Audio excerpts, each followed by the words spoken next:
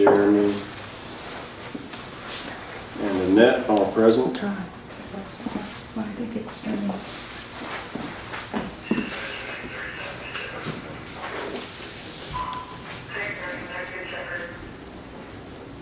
Item,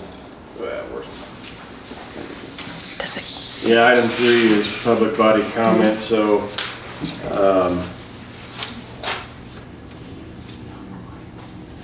I'll just open the floor up, public body comment real quick, and then we'll get into the budget discussion here in a minute. If anybody has anything for public body comment, go ahead. Jake Cole. I've been driving by Lake Wilson about every day. I had knee surgery yesterday, so I'm going to sit down. I believe at Lake Wilson they have the truck that Brad Hudson might need. It's a 3/4 ton. It's four-wheel drive. It has an extended cab.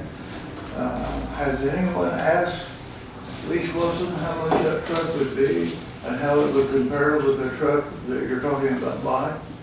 I think someone needs to do that to see what the difference is. I think he has a truck we need, and the truck that we're planning on buying is not something Brad doesn't need. And the other thing would be, I read about this purchasing this building. I was in the worst, the papers were way across the source office. I don't think there's any damage at all. We keep talking about us and taking pictures of the worst things in it. I think probably even the owner of the building might take care of that. I had that problem. We cleaned it, and we put a couple of medium-sized humidifiers. It was a much larger building. It was 14,000 square feet.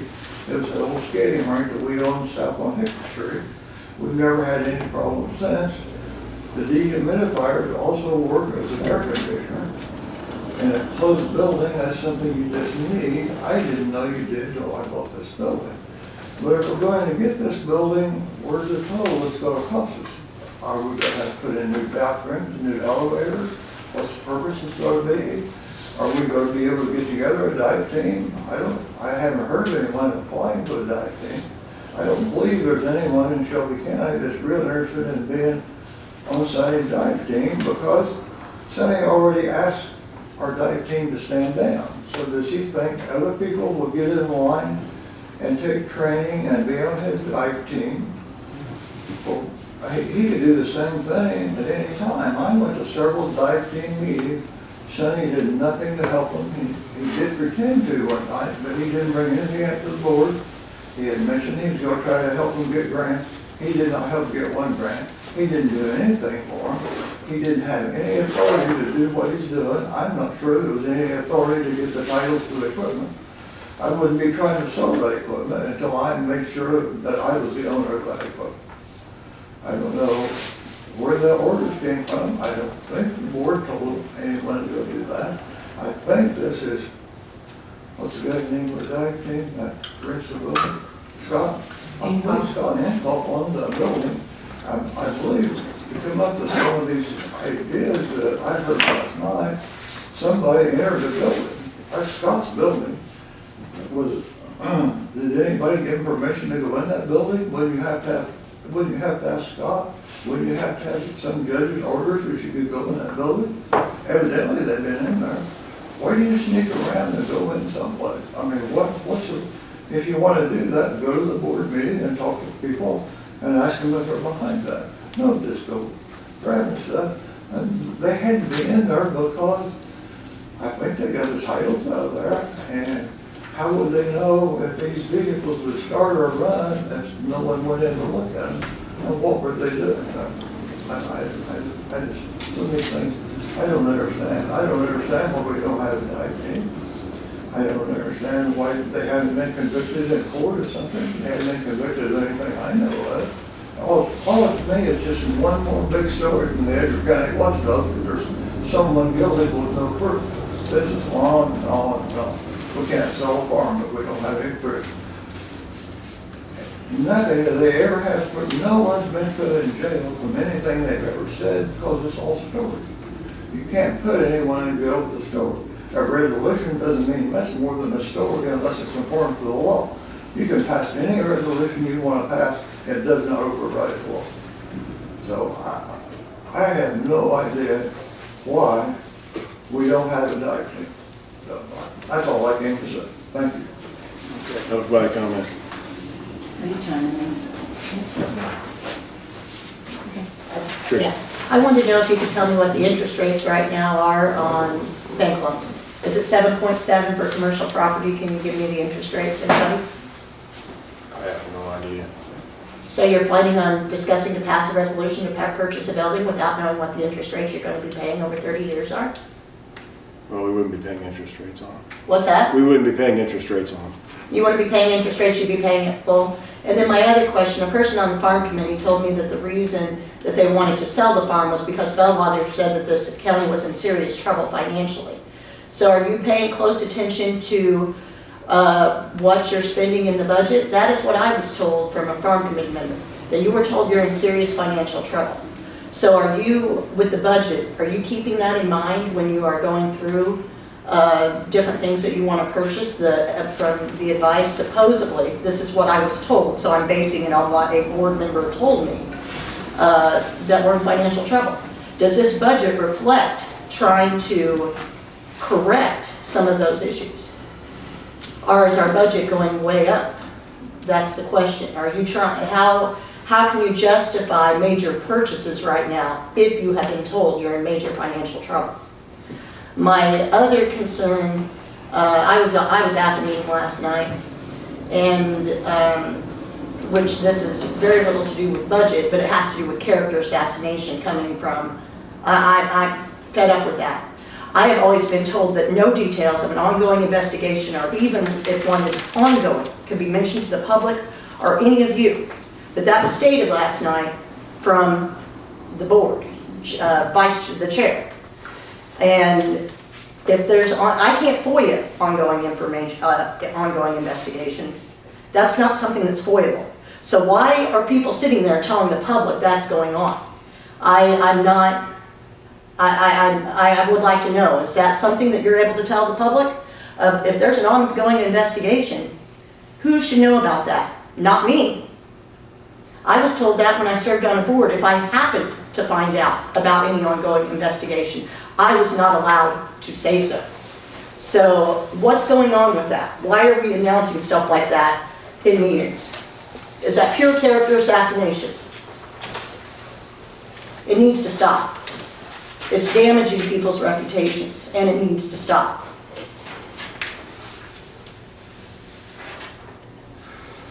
Okay. My other comment, I do have one more.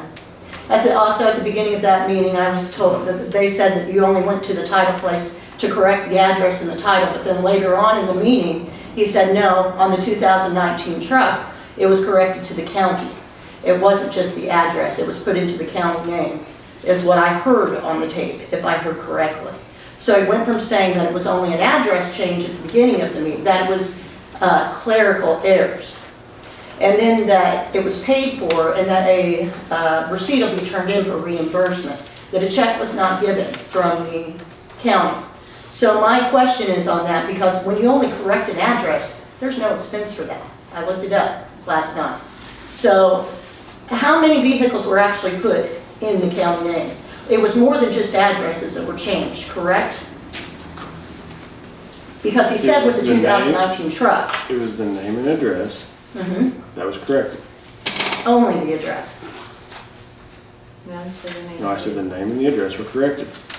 What's that? The name and the address were The corrected. name and the address. The name was corrected to, was the dive taken out and it was put into Shelby County? Shelby County. And you do realize in the last board meeting that there was a public claim made to those vehicles? And so you went and did that after someone else said that they had a claim to those vehicles. Now, whether they do or whether they don't, that's not for me to decide. But I don't think it's for you to decide either. I think that's for our court to decide. And so I really wish that I wish you would have just sat down and talked with the city and given a win for the county. That is what I wish. And I think it's what a lot of citizens wish, that you could have gotten together, had a good conversation with the mayor, and maybe we would be more safer today than what we are now. So, thank you. Mark? I would like to make one comment about what the procedure that was done at the driver's license facility. I think whatever they did was done according to the state's rules at the driver's license facility. I think they know their rules. I think they did what they procedurally are required to do. And I don't think that you have the knowledge to be able to make that statement, because I don't think you have any legal knowledge whatsoever. A lawyer does. But when I asked my rep if they got legal consultation, at least one of them did not. So yes, if you're coming in with a, I was looking at that money last night, and then I saw an article today where $26,000, it was grant money. The county supposedly gave $5,000 for that truck, but $26,000 of it, there's a newspaper article that came from Co-op Bank, and it came from, I don't know if it was Shelby Co-op or whoever, but that's where the $26,000 came from. So, I don't think, I'm not sure you had all the facts before you did that. And it was never put on the public safety agenda to discuss, to give the other districts a voice. Isn't that what we're supposed to be about as Republicans, is giving people a voice? Where was their voice to be able to ask the questions I'm asking for their districts? And the city over here, free diving came out. Any other public body comment? Public body comment? Public body comment, we'll move into the agenda. Starting up first is discussion and vote on recommendation of the full board for the approval of the proposed 24 budget. So discussion and vote recommendations will come with amendments, I'm sure. If we want to, just go ahead and start rolling through the budget. When did we receive that email that had that in it, Bobby?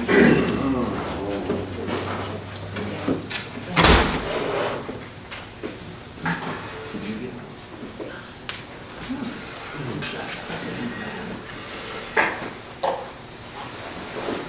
I called and asked for an update. I'm sorry. I should share it. Everyone. I will. Moving forward.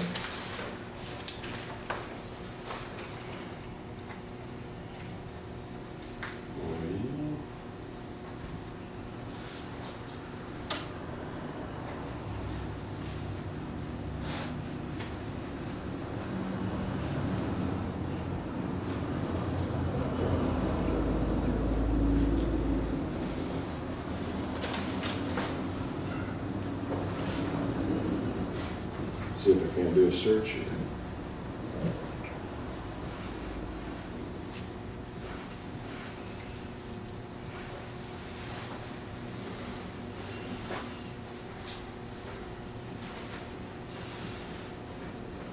Didn't it come from Erica? Before the update.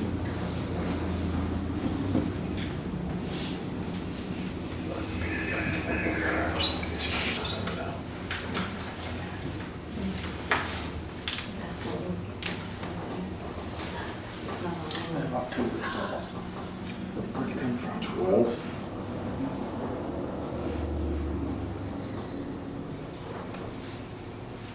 Hey Bobby, I got a question. Was it your intentions for this to be online, for people to be able to watch? Should be. So, I just got a text. I just got a text saying it is live. You got one that said it was? It is live. We checked it. Yeah. It was streaming before I sat down. So you have something on as well? Yeah, that's how I looked at it. So where did it come from? So they'll be at 11:58 north, 200 East Road, 11:58 north.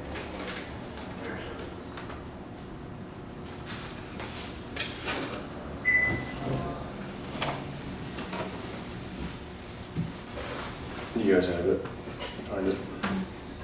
'Cause I can't find it. I know I've seen it.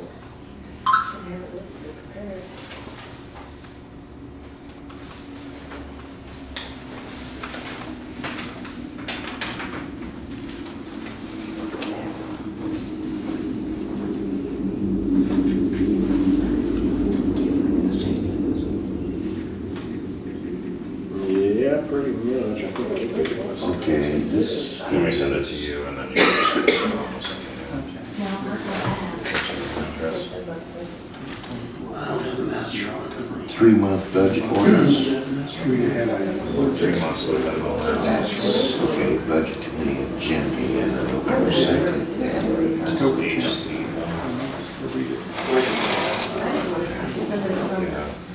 That's a 3-month. Can they see it now? She didn't say. She didn't say. Yeah. The friend that's texted me said she had. Well, that's I did, I didn't bring all the pages, that's right. the courthouse, YouTube channel. That was one, yes. When did, what day was it, 10/2? Here we go, Teresa. It was in the Yeah, that's what she rules was. for the October. When board Jessica meeting. sent out, that's one that I've seen on the draft budget that they're talking about today. It was It's his. all departments, so. Yeah, It's, they're gonna have that. yeah, it went out on 10/10, there's 10 attachments in that email. Recommended, okay, they final one, but it's on that draft. Excuse me.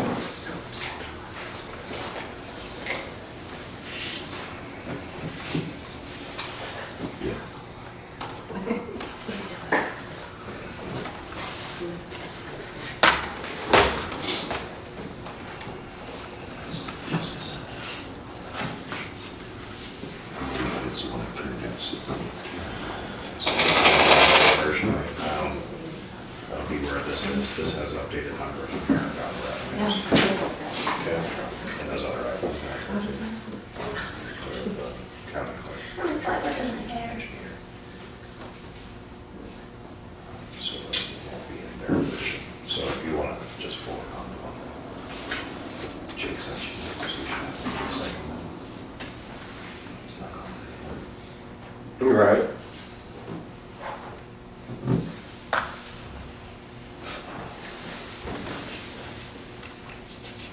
If you just wanna start walking down through it, you know.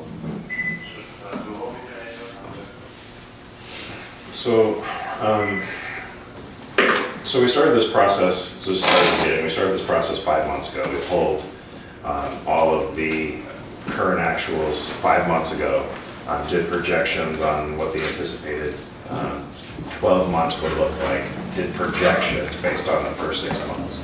We created each individual packet, sent them out to department heads, got input back from each department head.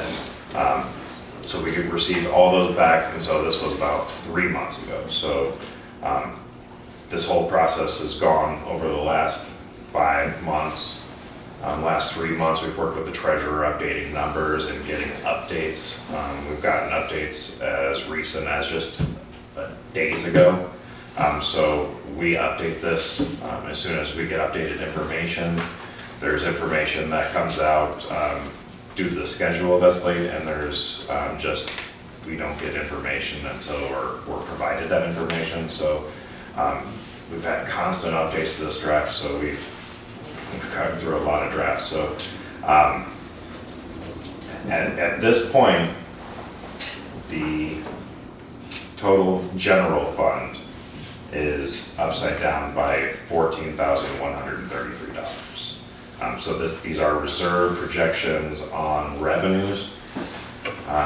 We work with the treasurer doing projections on revenues, and with fully funding these requests that are currently predicted in the budget, the expenses are higher than the revenues by $14,133.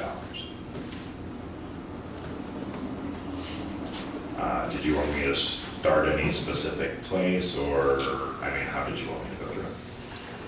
Well, we've got the engineer here, we've got the sheriff here, so if we want to start with those budgets, if they've got somewhere to be, we could go right to their budgets, that way if there's any questions or comments or something, we could move through those real quick. Okay, I'm gonna have Mark Russell for who's first. I'll go first. Sheriff.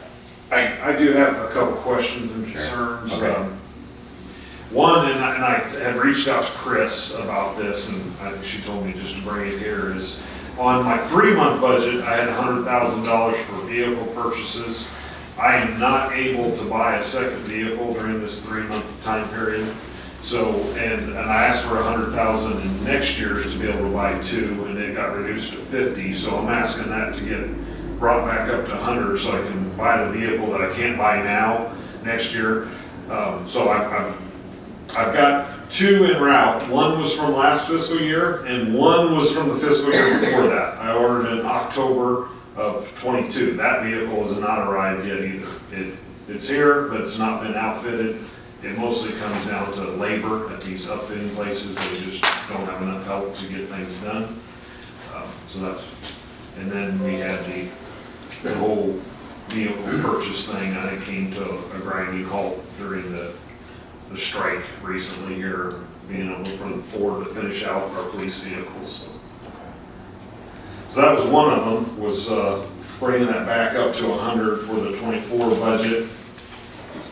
And the other question I had is, so on the telephone and internet bills, once we're going to VoIP, is that being paid outside of my office now? Is that how we're doing that? Yeah, it should be wrapped up in the 029, that way it's Okay, under one. I just wanted to clarify that, because I had, for some reason, it got cut down to 1,000, and I didn't know if that was, that's not enough, I know, to pay the internet and the bills that we have left, so that's why I wanted to clarify if they're gonna get paid elsewhere. And the finance committee is aware that this is going to be changed and will all be paid out of the general fund. The 029 telephone line expense went from 1,000 to 35,000. Okay, so they're picking it all up, right, for the offices, okay. That was the question I had. And another line that I have some concern on is vehicle operation expense. Again, I've got aging fleet, and that's been reduced, and I think maybe it was in anticipation of getting new vehicles. But again, with fuel cost and unknowns, that might not be enough, because we requested 156 and it got reduced to 135. I guess we could always visit that later with an emergency appropriation if we don't have enough, or. So Go ahead. can you use any of that restricted funds? So, probably not for vehicle operation, that would not fit. Are you talking about things like DUI fund, or? Yeah. There's some of the equipment for the car that, like the DUI fund the emergency outfitting equipment, we could justify that, but not for like just normal daily operation. Then the other fund that we have recently been awarded a grant on that we have not been allocated a line for is our jail MAR grant that we were awarded. And I was wanting some clarification on how I'm going to have access to that, the grant we applied for. We got a $50,000 check already that we have deposited.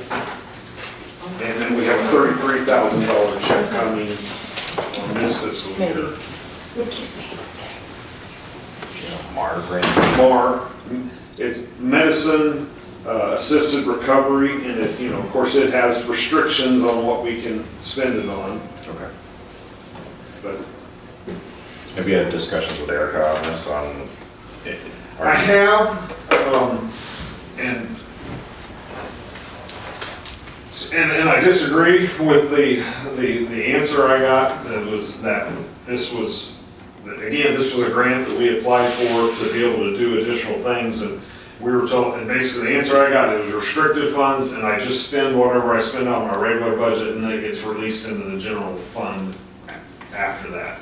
And with MAR, I have no idea if I'm going to be buying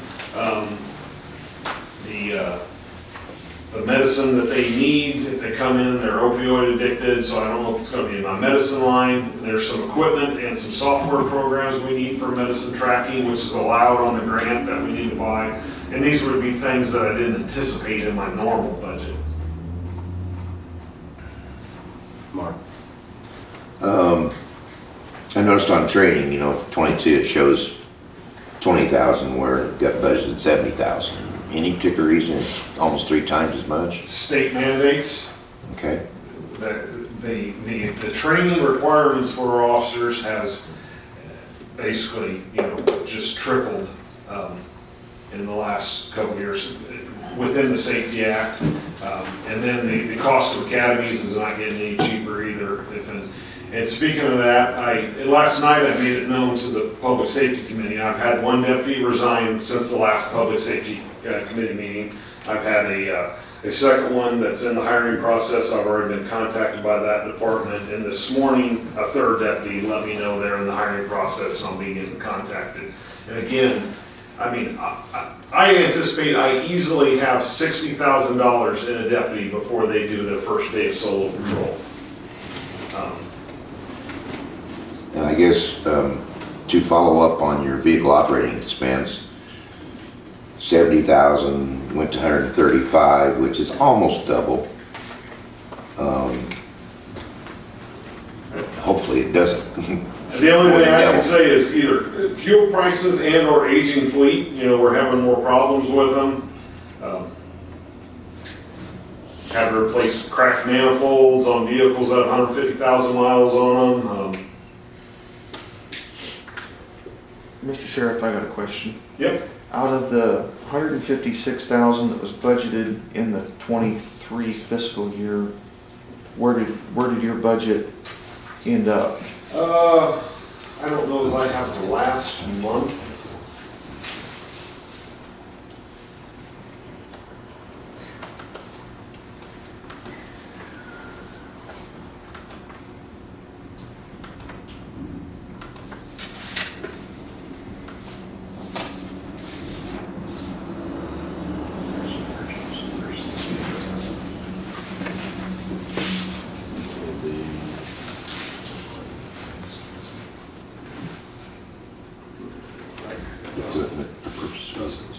Yeah, I don't have the last month of the.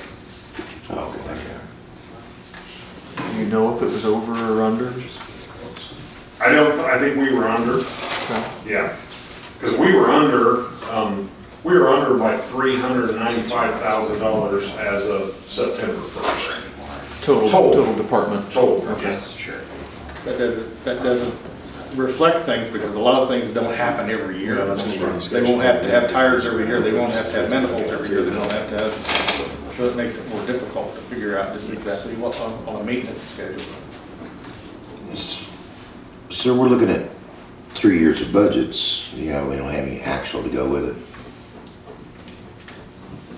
In other words, if we had interjected after the 23 budget, we had the actual in here with it, we'd have something to compare. Otherwise, we really don't have anything to compare with the true. Like I said, I think we Percentage can make values. it, but I just want to throw that out there that it might not be enough with the way new vehicles are coming. They're very slow, and so we might need to put money into old ones. And again, I can't predict gas prices either, so. I don't suppose you guys were provided with the actuals. So we pulled them at the 6-month mark, and that's how we did projections. When we did the working session a month back or so, we had actuals at that time, but this time I do actuals pulled. I rely on Erica. Do you normally have a spreadsheet that would show the actuals in between, next to these? So that's what we use the projection for. We pull the actuals at 6 months and then assume the second part of the year looks like the first part of the year. I mean, later on we'll pull the profit loss statements from Erica. And if a department head, say if the sheriff has a few deer hit him or he hits a deer and they're blowing out that, they typically know ahead of time when we get an email of, hey, our actuals look like this, and it's not gonna look like what we anticipated. But typically, next year looks like this year, except for rare changes. So if you went back to the 22 budget on here, should be able to have an actual already in for it. Right.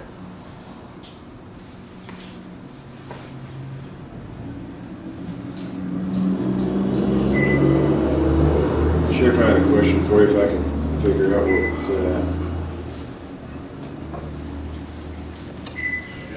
it's the food and medical. In 22, we were right around 42 and 45,000 appropriately for food and medical, and then Last year, we jumped to 135 for food and 69 for medical. We've got the same projections for this year.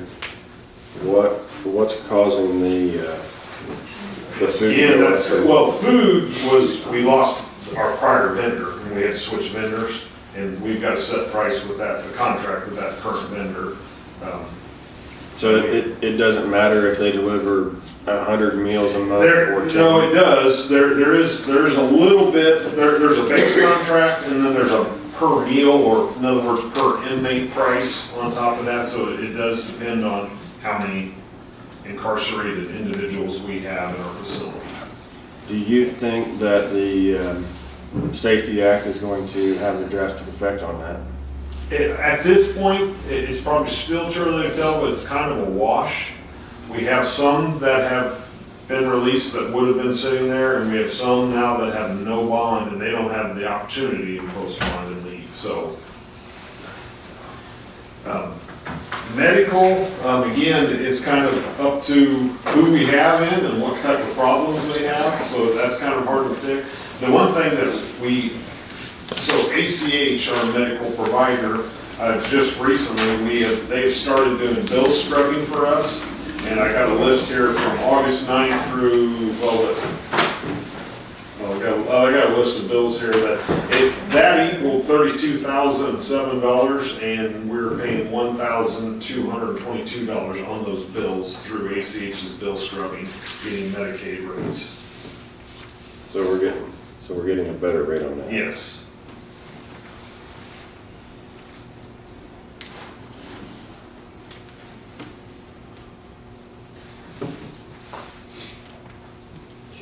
Any more questions for the sheriff while he's here? My two big concerns were, correcting the vehicle purchase for 2024, and then adding the MAR line so we have access to that grant that we applied for to be able to spend within that grant parameters. So I believe at our working session, the current concern is that general fund being upside down rather than putting it there. The possibility of making the request to the ARPA committee was our direction there. Which one are you, in reference to vehicles? what? For vehicles? For vehicles. So I don't know if that's still a possibility, but I mean, the general fund is upside down at this time. I guess the way, and hey, I'm just looking at the way I see it, I had $100,000 in the 3-month budget, I'm not spending half of that. So that's where that would come from, is the way I look at it, but maybe it doesn't work that way. Yes and no. Okay. So the money's in the reserve. So that's the safety net of the county. So if the county decides to go upside down and spend down reserve, which typically, I mean, it is frowned on. You typically don't want to spend more than you're bringing in. And typically, those average out in a healthy county. Lines that go over are balanced out by lines that are not spent. So if you go through and you spend out all of your funds that didn't get fully funded the next year, anything that went over, I mean, it's going to cause you to really burn through your safety net and your reserve. So, yeah, as much as that's not an answer, yes and no.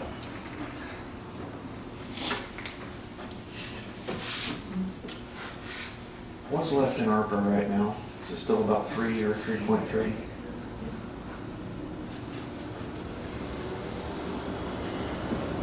I don't know, we have that in the numbers here.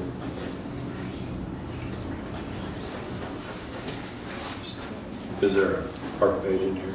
I don't have it updated.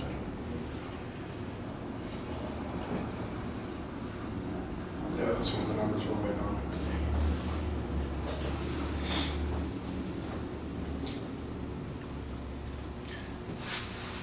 Well, this is gonna explode the budget that,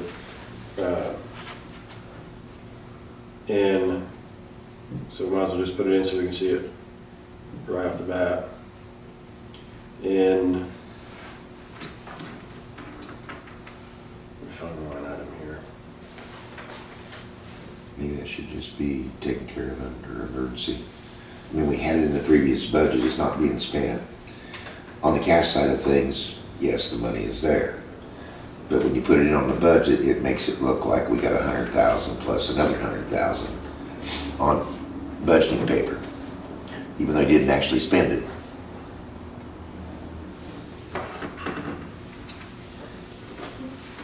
So one of them is a court order, or let's see, what do they call it?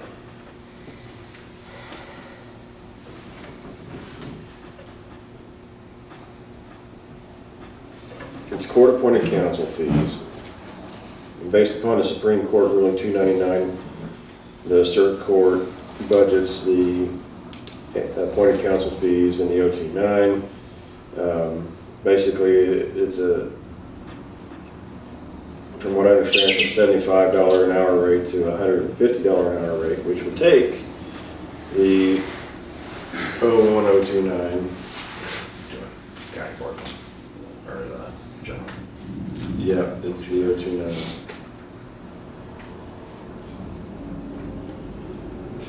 Right there. So it's going to be the 56,800 line item. Right there at the top, appointed counsel fees, projected at 60, which would have been normal, but now they're saying 120. Because the hourly rate's going to double basically from 75 to 150. And that's something, like I said, it comes through the Supreme Court Rule of 299. So, unfunded mandates, here we are. That just came through yesterday. I'm not sure when the Supreme Court ruled on it, but probably within the last, let's see, today's Thursday, so this week probably. So vehicle purchases. Am I correct that the cannabis revenue fund doesn't have its own separate line either, is that correct? And the other one I was asking about was the opioid settlement money, both of which are restricted funds that have to be used for certain purposes. Is the cannabis fund exclusive to the sheriff's department? No, it's not exclusive. The probation could have access to it. The state's attorney might have some uses for it, as long as they meet the parameters of the program. Mm-hmm.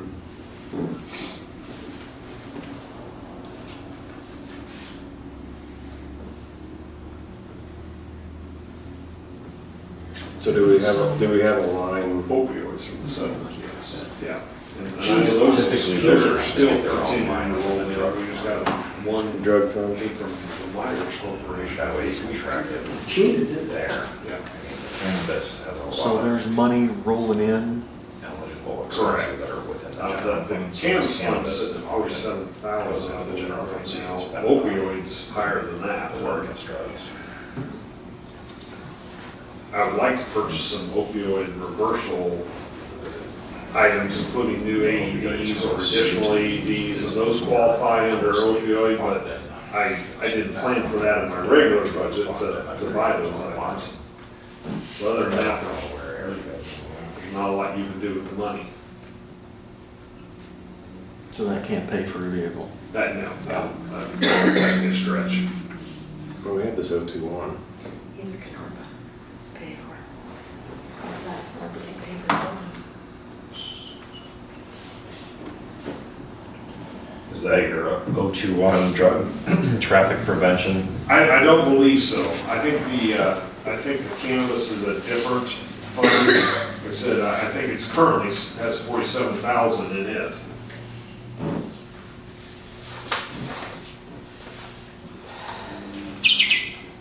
I don't believe I've been provided any information on a cannabis fund. You don't see anything, do you? No, I don't have any of that. I have a new line transfer. Sheriff, that's not new, is it, the cannabis fund? No, I mean, of course, there was some fee statute. Well, this one's actually, this cannabis fund isn't off of fines, or this is off of revenue from the cannabis sales in Illinois. Yes, yes. Every county gets a portion of the taxes that come in on this dispensary sales. That's where it comes from. It's the drug, it's the 021, which would be page 36. If you got a page scroll.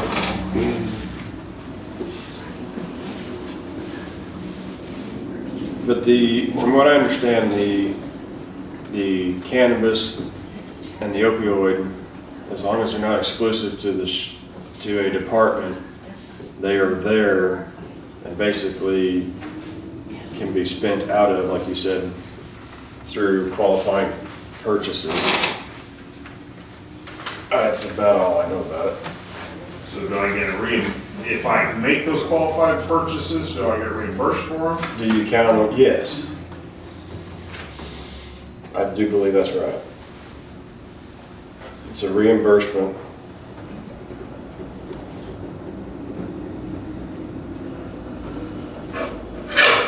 Thinking back on some conversations I had back in the day.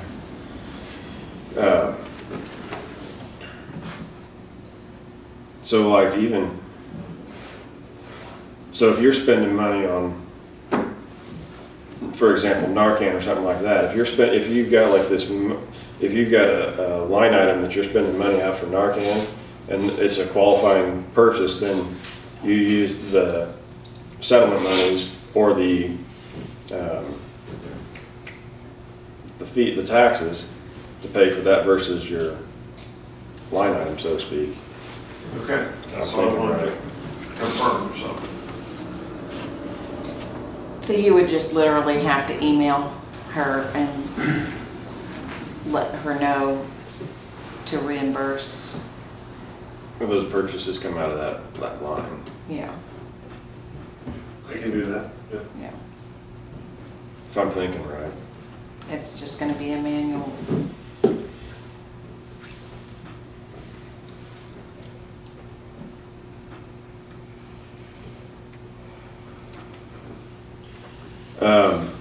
So this will tie you and the highway together.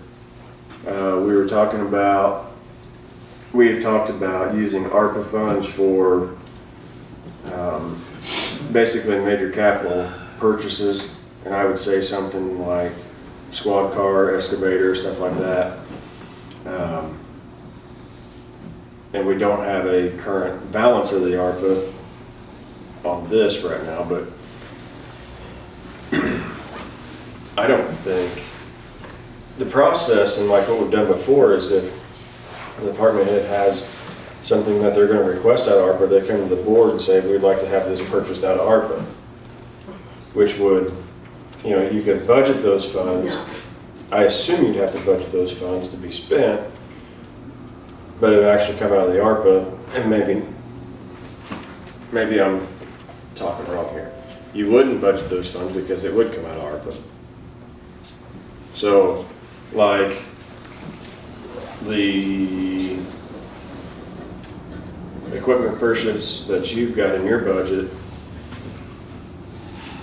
I think once the board approved those expenses, that expense to be paid, you would go purchase your equipment, and then it would be paid through ARPA. But it's a board process. And since there is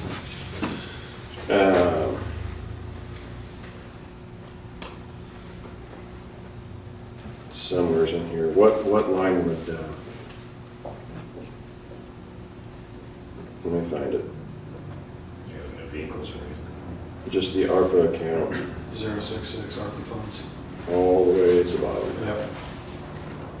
All you would have to do is budget in the ARPA projects line expense of whatever you guys have left in your ARPA, and then you're authorized to spend it out.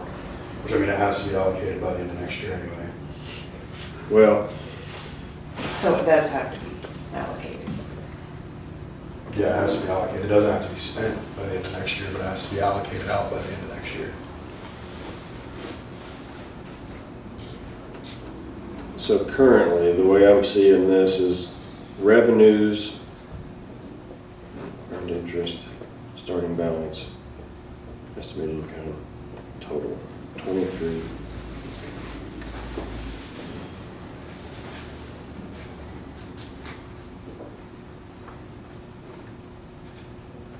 So there's roughly 3.7 budgeted as a revenue for 23 fiscal year. In 23 fiscal year, we had budgeted to spend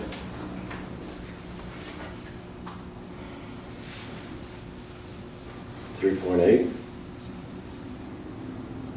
and this year we've got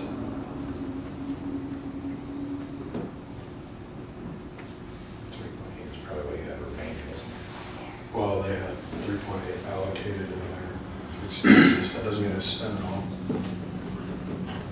Yeah, that's where Mark was asking about actuals. Does that make sense, Brian? What he said? I think so. Well, now's the time to ask the questions, because there are subject matter experts, so. So we do have a line in ARPA funds. It's currently listed as new line item. We'll need a number from Erica to put an actual line item number on it. She'll have to create it, provide that to us, we'll update it. In that ARPA projects line, you can put all of your ARPA money now. So you can make a request, highway engineer can make a request, county clerk can make a request, and all of that will be spent out of that line. You won't have to have a specific line in your budget to do it. It'll come out of that line right there in ARPA funds after the request is approved. Very last page of the budget. 066. So, Or should be close to the last page, maybe last Yeah. 2 or 3, anyway. so I'm kind of dumbfounded here because I thought these in the 23, because they weren't new line items, they were labeled numbered items. For ARPA. The 066? You mean they had numbers in the 23 now? I thought so, because we were spending money on it. Erica might have them, but we have to be provided that. So that might be, we just need to get them and update them. Projection. Because the other projection, I would have thought would have been Based on the lake. projections pretty broad. And those are blank in the 24 budget because we haven't, We don't have an account. Right. because we just haven't put anything in it yet. Right. And so that's kind of what we're here to do today, is get these last couple of things buttoned up so the budget's wrapped up and ready to go.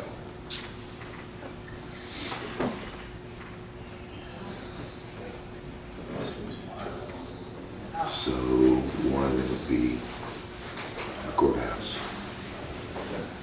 Anything come about as far as the windows and things like that?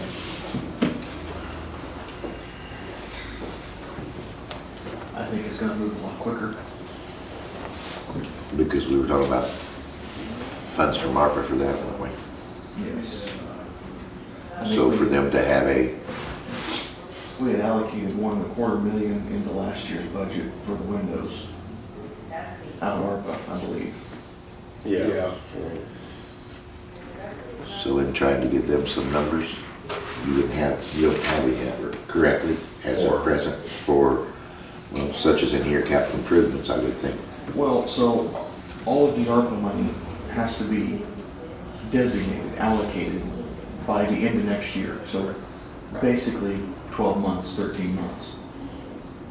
So they're trying to put numbers in line So items. really what we need is, You need to just put it all in there. yeah, we need the starting Okay. balance of exactly what you have there, because you're not gonna receive any more ARPA's. Right. You've received it all.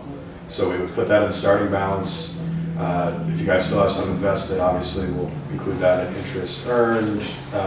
From that, the estimated income that you see there from the last 2 years, that is you receiving your ARPA tranches. So that line's no more. You won't receive anything there. We'll budget a starting balance, so we'll leave that number. You get interest earned off of that. And then whatever your guys' total is left, we'll budget that down there in ARPA projects or capital improvement, however you choose to split that up. We already have a transfer to the airport that was planned, transfer to general fund that was planned in here. So whatever your starting balance total is that you guys have right now still left in ARPA, we'll divvy that up between those lines on how you guys decide to split the projects. What was the transfer to airport for? It was 237,000. Let me find what the airport even went for. It's been a while since I've had that conversation.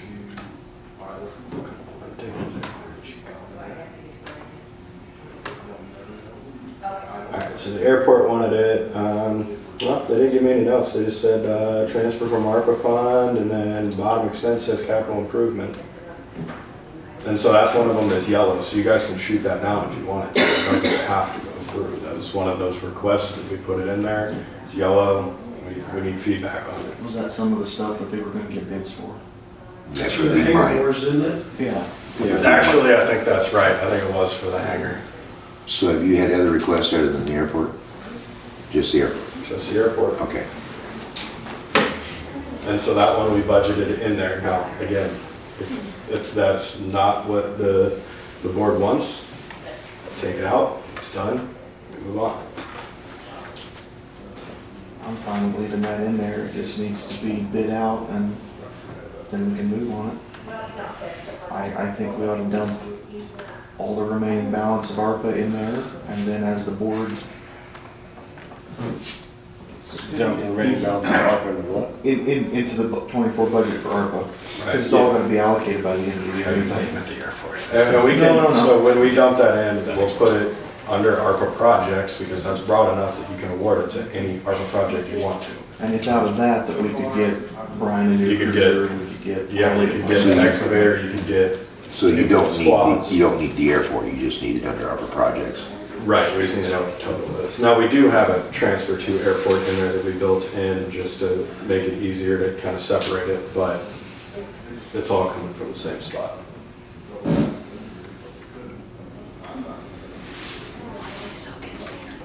I agree with that. It'd be easier for us just to take a glance at it and tell what's going on, if it's all there, you know.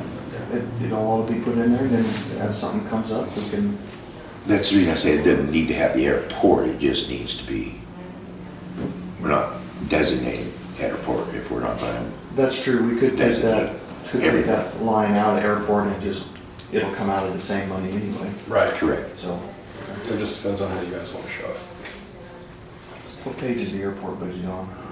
It's Fund 022. I don't have page numbers because I'm in an Excel sheet, but should be right above CEFS, drug traffic.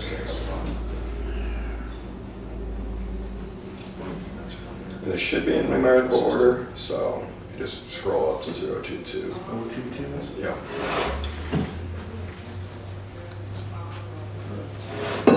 That's a total balance of all of This is the ARPA fund balance from, oh, this number's all of them. Yeah. This is the ARPA. the expenditure from May, or December of 22. So in their budget, Right, this is what our in the airport's budget, they've got that 237,000 in there. Did that all come from ARPA, or was a portion of that? That was the whole ARPA request. Mr. Chairman, are we gonna start making motions, or are we at that point for amendments, or Well, I'm starting to just making a list? make a list, and then I'll recite the list, and then we will make a motion to make sure, well, we'll make sure all those have been adjusted, and we'll make a motion to approve, The ARPA, to send the board. say the airport one, if you need a number to go with it, it's the 022, 023, 54, 550. Or are we still wanting to help the sheriff get out here? I think he's still waiting on an answer from vehicles, or are you okay, Sheriff? I think, you think there's a possibility then that whether it's having 100,000 because of the 50,000 left, or whether ARPA, that I can be looking at two vehicles this coming. I think ARPA is the easy answer. There's $100 million. No. Oh, yeah. But that's.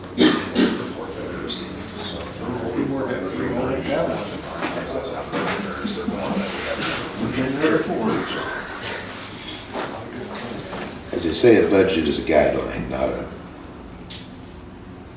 written in stone. I know. The allocation is pretty strong. If you look at the overall general fund revenue in 23, in the 23 budget, we transferred 700,000. This year we've got a $60,000 transfer From ARPA, from ARPA. because of the sheriff's leave. I don't know, but it's gonna, if you change that 020, or the 46,660, which revenues, to something a whole lot different, whatever the remainder is, then that'll shift the whole picture. It'll budget in the improvements plus the courthouse improvements. Whatever, it's highlighted in yellow right here. So that number, what'd you have, 170 for an excavator? There's another opportunity that might come across for a cheaper one right now. Yeah, that's great. Highway's not in the general fund. Are you planning on buying an excavator out of the general fund? So their equipment and their personnel comes out of the general fund, doesn't it? Should be out of the highway fund. So it's not out of the general fund. Correct. So it's out of the highway fund. The highway fund is revenues are based on highway levy. Yes, the highway levy, he has a transfer from motor fuel tax, you have a number of things. There's a few funding sources, yes. Yeah. Is this starting to, But have you got these answers already? Or are you getting the answers that, like what we talked about the other day? So, Your revenue sources for the 012, I think it is. yeah, I mean, I'm figuring some of it out. It's gonna take me a cycle to probably really know for sure how this all works. I know, I understand fully on some of the line items. Dustin and I talked about a few of them as well. The $120,000, previous years it's been less than that for the state of Illinois replacement tax.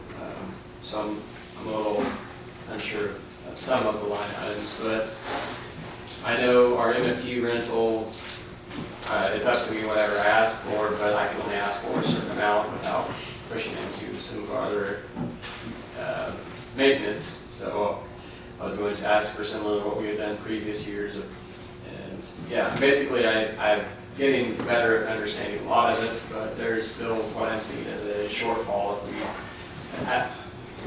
for sure there's a shortfall if I'm asking for equipment through our funding sources. I will not be able to do it. We will be maintaining old equipment for quite a while. So he has a ARPA line in his revenue, so if you purchase that out of there, you can do a proper transfer to it. Okay, so we're showing an ARPA transfer in the, that's the 012. That's Yeah, the 012 Highway Department. It's a new line item. And there's also the LATCF funding that I do believe is open slate, whatever we need to use it for. I don't think it has any particular parameters, does it? Is that correct? Within reason, you can use it for a few specific listed things, but highway is not one of the specific listed things. And you cannot use it for lobbyists. Oh, well, right. So either we use it for, so we just have to remember. So would that be a reimbursement too, kind of thing? So The transfer, yeah. Transfer. You already have the funds, it's in the general fund. It is in the reserve, general I fund, believe. right. Yeah, Okay. so it would have to be transferred into that. yeah. The revenues for ARPA would be showed as revenues, but even though it wasn't received this year, it still has to be brought in transferred to the 012 as his revenue, and then he can spend it out accordingly. Thanks. Uh-huh. And the same would go with, you know, if you're finding a budget shortfall in your department with purchasing squad cars, if we budget that in there to be transferred out of ARPA into your line item wherever it's at, then it would work the same.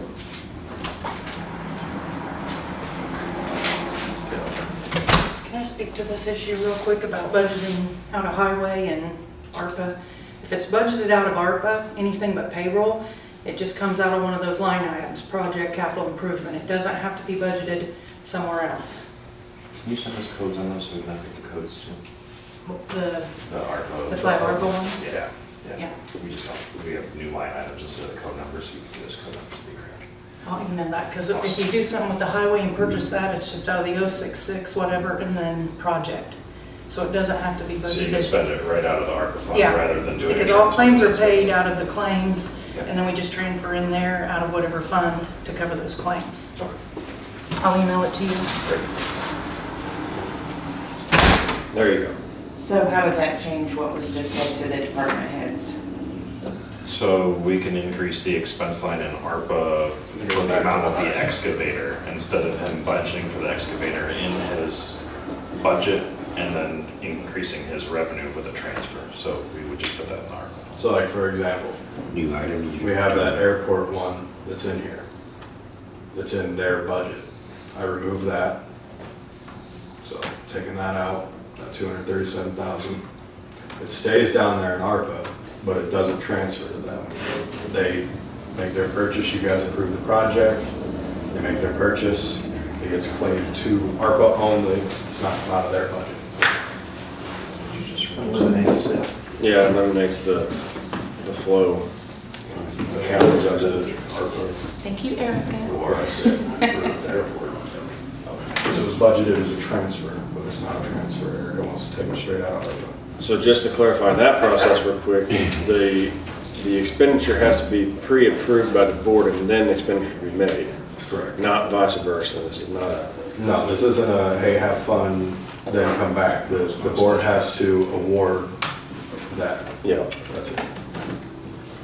Would you have to have an exact dollar amount on that?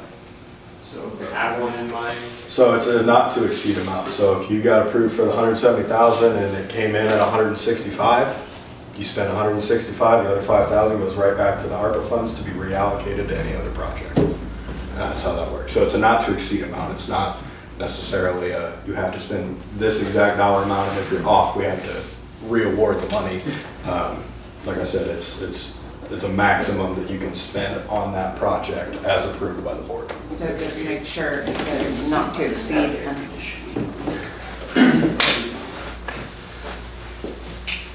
does it have to be like one project? Because I got 2 pieces of equipment that guys really want. You would have to do it, I mean, if it's above a $30,000 threshold, each item would have to be bid separately, and then they would have to be awarded, because all that has to be reported and tracked to the state. So they're technically 2 separate projects, even though you could buy them together or they go to the same department. That's 2 separate projects, so they both got to be awarded and tracked separately. Thank you. Yep.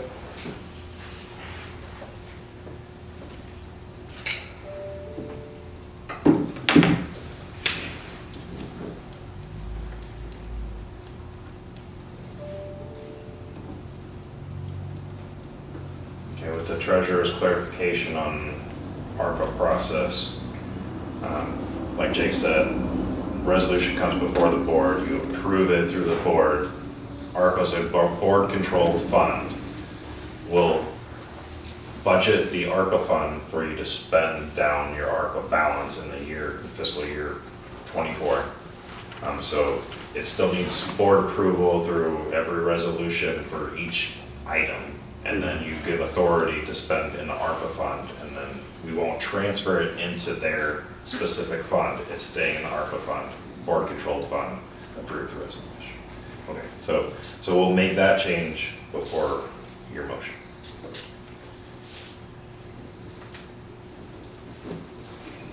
So we reduced the airport's request. 237. Any other requests in the general fund? I can't remember if there's any purchases. I don't believe so. I think that was the only one, and technically that's not the general fund anyway, it comes out of there. So I think that 60,000 was more to cover, because you're still doing, Payroll. you're still doing some sort of, Payroll, because we've got it right here in, county clerk, or the hazard pay or payroll, some sort of, past $4,000, so that's what that transfer is. so there's still an ARPA expense in the general fund that's not being spent out, so that 60,000 will still move in. Right. But everything else comes out.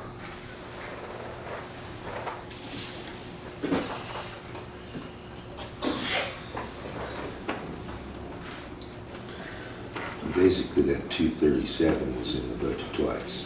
I mean, one showing down in ARPA and one showing in their budget, so. Right, it has to be in there twice, because once the money's moving and then it's being spent, so yeah. It's still just in ARPA, it's not gonna show twice. Right, exactly. If you spend it on ARPA, you don't get the benefit of having a specific line item showing that you're spending highway equipment. It's an ARPA expense, so you lose that, but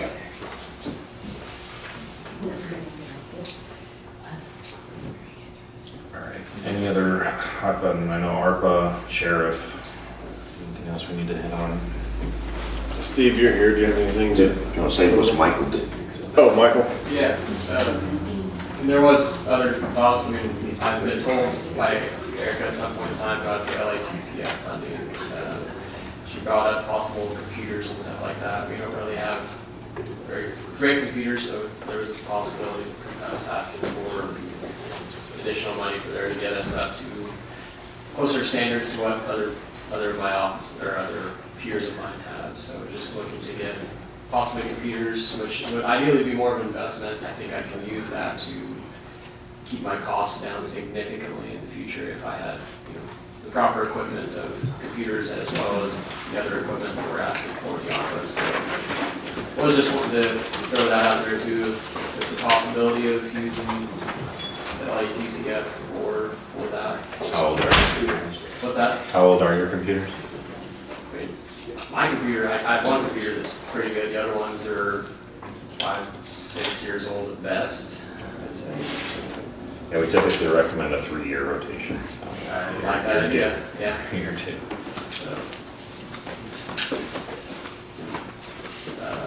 So I just wanted to throw that out there as well. That LACTF money, that would work just like ARPA. They come and say, I want to do this, not to exceed X amount. We award it, they go make the purchase. Other counties are commingling those funds because they follow very similar rules, and then they track much the same way. You have to put it in much the same portal and report it back. So, yeah. And to Michael's point, computers are one issue. I saw his rolling stock list the other day, and it make your gut turn over a little bit. It's aged out so far that the one truck that they bought in 23 that we just actually took possession of is one of probably a dozen pieces that are 15 years old or better. So pickup trucks and tandems and other equipment, it's very, very, very, very lacking in We got a lot of high miles and a lot of high hours and a lot of very old equipment. so coming down the pipe, we're going to be trying to get that department outfitted.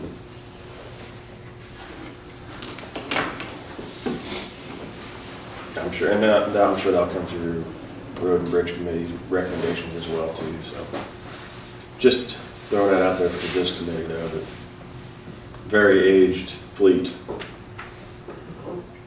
So that might be something that lease agreements might be something that would benefit on that. That way you don't have to worry about ownership and the whole bit.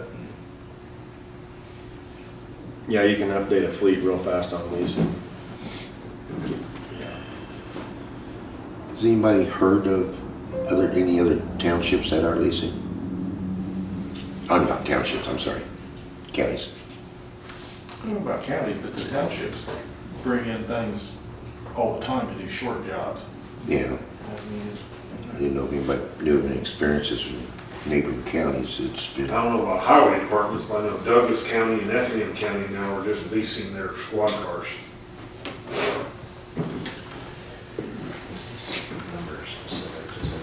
have you done any comparisons on that?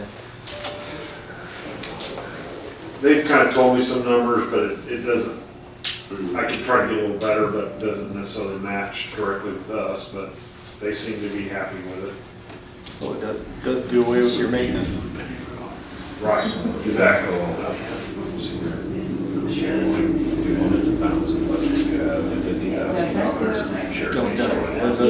Does away with the maintenance. So if we did a transfer, I'll tell you. or if you move Rotate that that stuff to out ARPA quicker. too, you're down to. Because they want to have newer things to be able to resell. So they'll keep you in a decent revenue. And that got rid of them. Yeah, because we have that 60 in for the.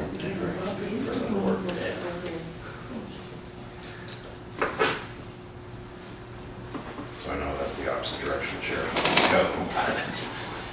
Well, it still meets the needs without, because really, we need to be using those ARPA funds. We don't need to be just sitting on them, so. Right. Well, I mean, like I said, you've only got so much time to spend it anyway. Major purchases are best spent, making those improvements, as long as we, I would be in favor of that because we're doing it along the same lines we're talking about doing for road bridge. right. As long as we keep the 1.2 or so, because there's 1.2 for the courthouse. Yeah.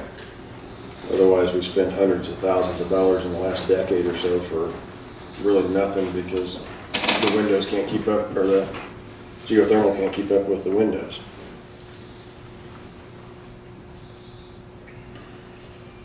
So you want me to move that down to ARPA? Let's see.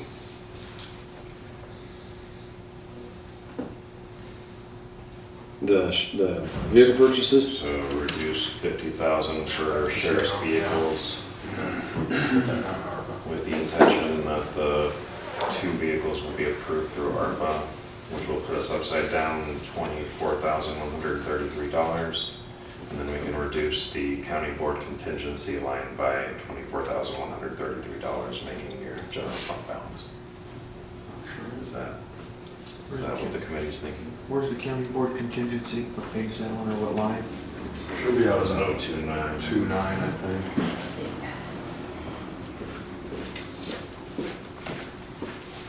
Oh, 029 99000. Sounds beautiful to me. You like a balanced budget? I like a balanced budget. Well, the next thing is there's 2 years ago, we had 12,000 in contingency. Last year, we had 150, I think. Yeah, 169, 219, but you had ARPA paying for part of your labor, you had ARPA expenses in there. So, trend line, we really don't need, especially with ARPA, we don't need a huge contingency amount. 2 years ago, you had 12,500. You still Yeah, it was Now you probably- still got 75,867 healthier than that. and your balance. Okay, so that 99,000 line, that contingency, how much are you taking out of that? Yeah, so contingency, I removed 24,133 from it. That was the remaining balance that we were upside down. What was the line item on that? 00102999000. Right. I'm showing, for 24 budget, I'm showing 5,000. That's what's budgeted. I think you're looking at an old Yeah, it's gotta be an draft. old draft, I right? think that Because the was- one that we had sent to Bob had 100,000 budgeted there. Erica came back and made changes to the revenues, and so we've. You should have got the one they just sent me. But yeah, so it was at 100,000. It's been reduced to 75. Yeah, Some that's, change. that's the one that was 12.5 2 years ago and Yeah. 169 last year. And yeah, I'm showing 5. Yeah, that's what I got on mine. So it's an old, I've got an older. You got it. Is that the one that you sent? That's not the one that you sent. You're looking at the original. I'm looking at it. Okay. Yeah, they're looking at the one from the beginning of October. But yeah, so now the budget is balanced at 0. And I don't have anything else highlighted in the general fund to ask about. The main thing we gotta get is the ARPA starting balance so that I can put that in there, but that doesn't affect the general fund at all. So Bobby, you tried to email the most updated version a little bit ago Yeah. with no attachment.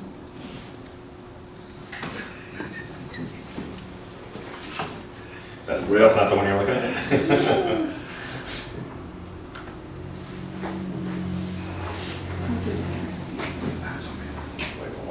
Then I had to pull it up, make sure I actually sent it. I think so. I think you did. I did. I had to double check.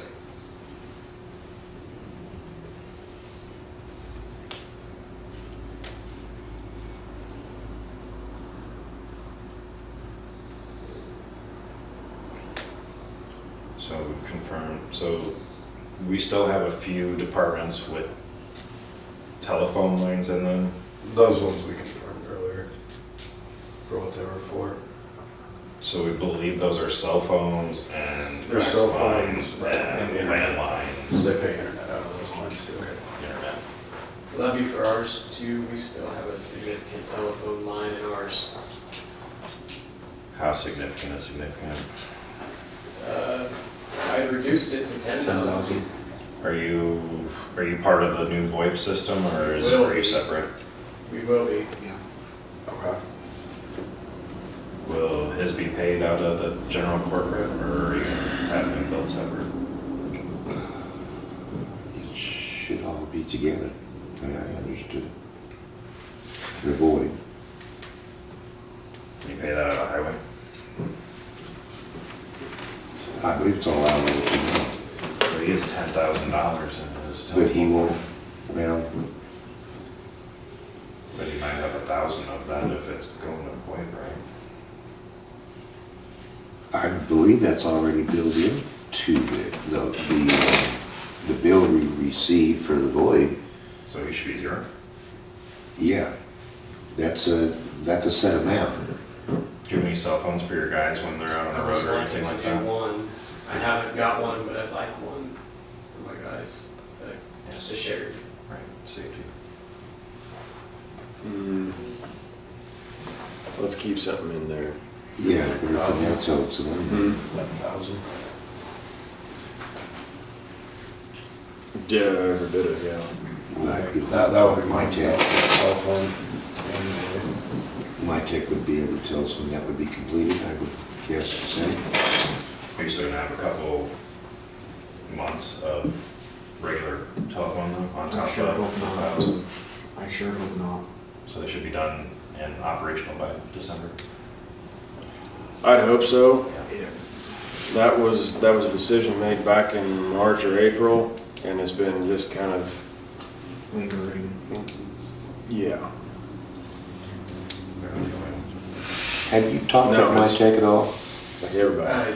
A few times, yeah, he's come in and talked to me a few times, and he's told me about this voiceover, and it seems like a great thing. Any indication when he would have it to you? No, I can check in with him though, if you'd like me to. That would be great, that would Yeah. definitely answer. They've been running cables, courthouse, sheriff's office, but I don't think they don't have hooked up to the switches yet, but they've done some cabling, because it, Might just leave all that intact until it's done, and then when it's done, then we'll take it out. Like you said, he's a new engineer coming into an old engineer's budget. So it's gonna take a year at least. Oh, and if it's there, it's not like he has to spend it if he doesn't have to. This just allows him to.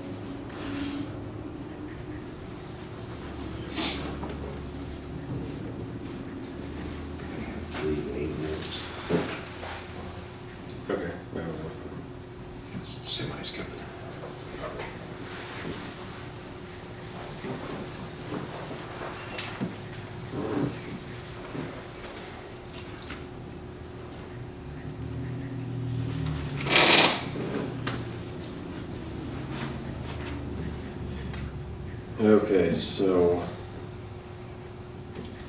any other discussion about the budget?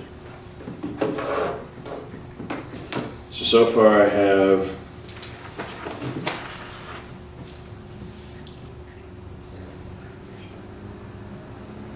let's see, I'm gonna make all this kind of. I've reduced 50,000 from the sheriff's vehicle to be funded by ARPA. I've reduced 029 contingency from 100,000 to 75,000. Reduce the 012 equipment purchase. What is that line? Equipment something? Equipment purchase, yeah.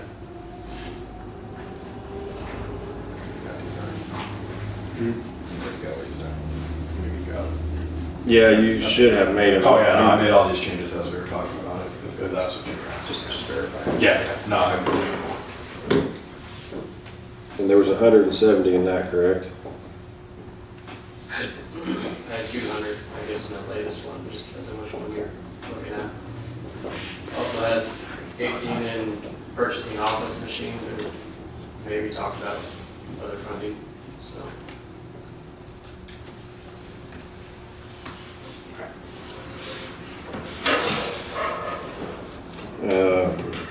So I have 012 reduced from 200,000 to 0 to be paid from ARPA. Airport request taken about 200 and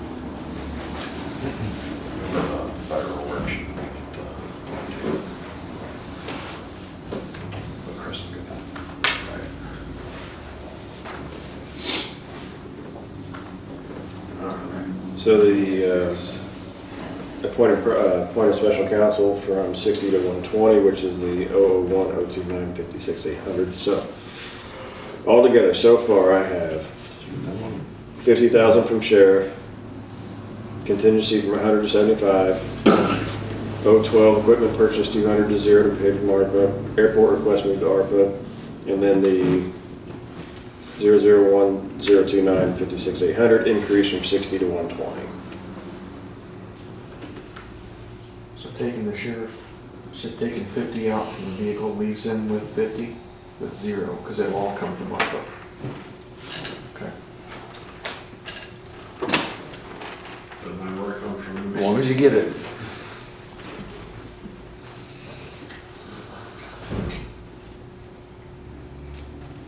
So, Okay, we're gonna update the specific line items from Erica now. line item numbers.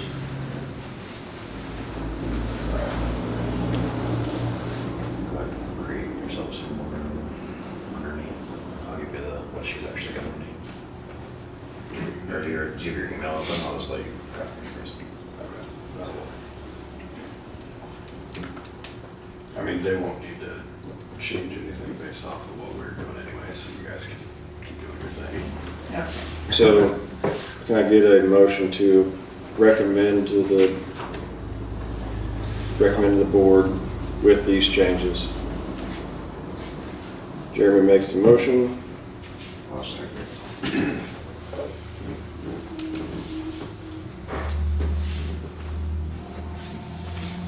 Any more discussion? Hearing none, all in favor say aye. Aye. All opposed, same sign. Motion carries. Okay. Can we clarify just the anticipated timeline for that then? So you've recommended the draft budget to the board for display, and the board will vote on it. When's your board meeting?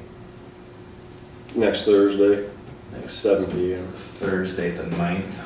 Yes. And the budget has to sit for 15 days. Is it your intention to have a special board meeting 15 days after that then? Yep. So you have Thanksgiving the next week, so probably it'd be the week of the 30th, that last week. Is that what you're thinking? November 27th through the 30th.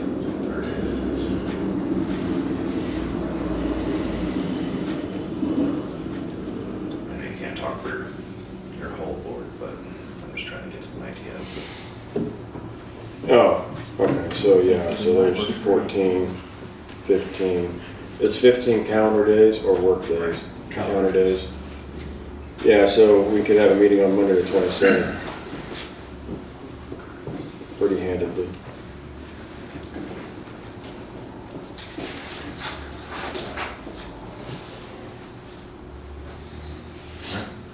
So we'll have you this draft today. There's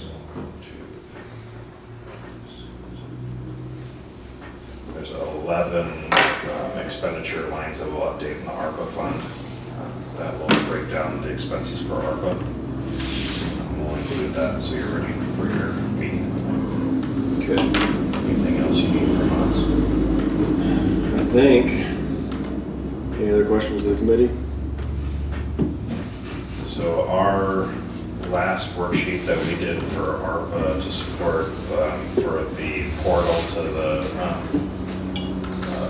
federal treasury had a $3 million ARPA balance, and it's a $2 million balance, so we'll work to get an updated list of what's been approved so we can get that updated as well. So I think other than that, I think we're good. I have a question. It seems like with this budget stuff, we're always at the 11th hour. We're talking about having a meeting on the 27th to effect a budget that will take effect 4 days later. Right. What has to happen to get a little bit ahead of that timeline? Communication. We try to have October be our goal to have these voted and passed. It's a couple months over that. Before that, there's a lot of numbers that aren't in yet. Why? Why? So when do you get your motor fuel tax information for the highway department? I know that projections from the state are in. It's constant. We're just constantly getting fed with MFT money, so it's the money or the numbers I was working off of are just 12-month cycles. We can work with that. It's just taking me a month to figure things out, basically. Okay. So we get reports from a lot of people, and we get updates throughout the whole process. If we had a draft and we put it in front of the board, you voted on it, I would be shocked if you didn't have every department head at some point come in with, actually what I really wanted was this, actually what I really want is this. Ideally, it sounds great, and we can work to try and make that the goal, but I really believe that we'd have a lot of requests coming in after you've already taken your motion. So if we tried to do this a month ago, you're saying it would just be less accurate? I think it'd be less accurate, and I think you'd have a lot of department heads still making a request to change it.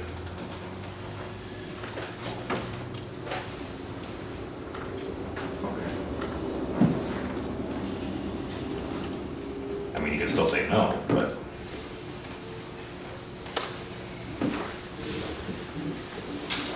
I think we'd need a deeper review a little earlier.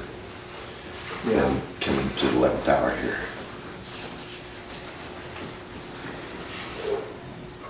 Okay, well, if that's any other, we'll move on to the agenda here. Since we have our real estate agent here, I say a real estate agent, so we'll skip down to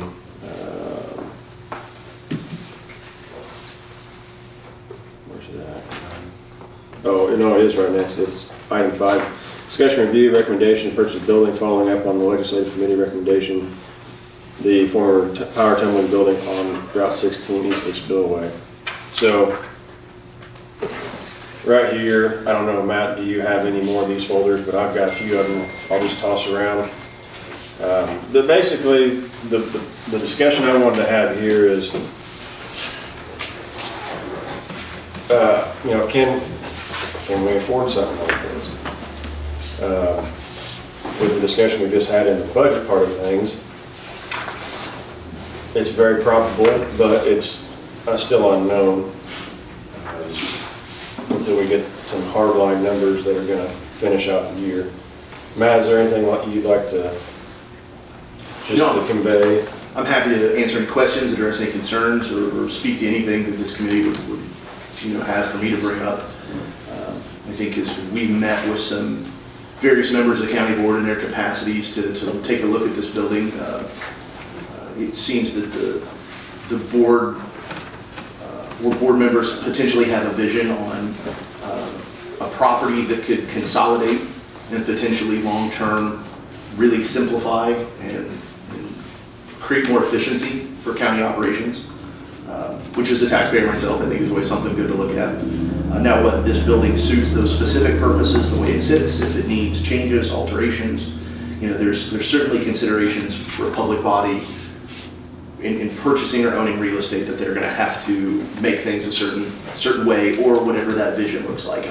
I can't speak to that, but if anybody has any particular questions about the building, the construction, the property, I'm certainly happy to do that, and I'm certainly happy to forward all of this information to anybody on any committee or any board that would like to see it. The one thing I will point out, which is at this point, if not presently, but about to be a matter of public record, this building, this property is not in conformity with the county's own zoning ordinance, and that's a historical thing. And when we identified that, it does not conform. It's currently zoned rural residential. Doesn't conform with the prior use of commercial operation or the proposed or anticipated future use. We'd expect it to be a commercial occupancy.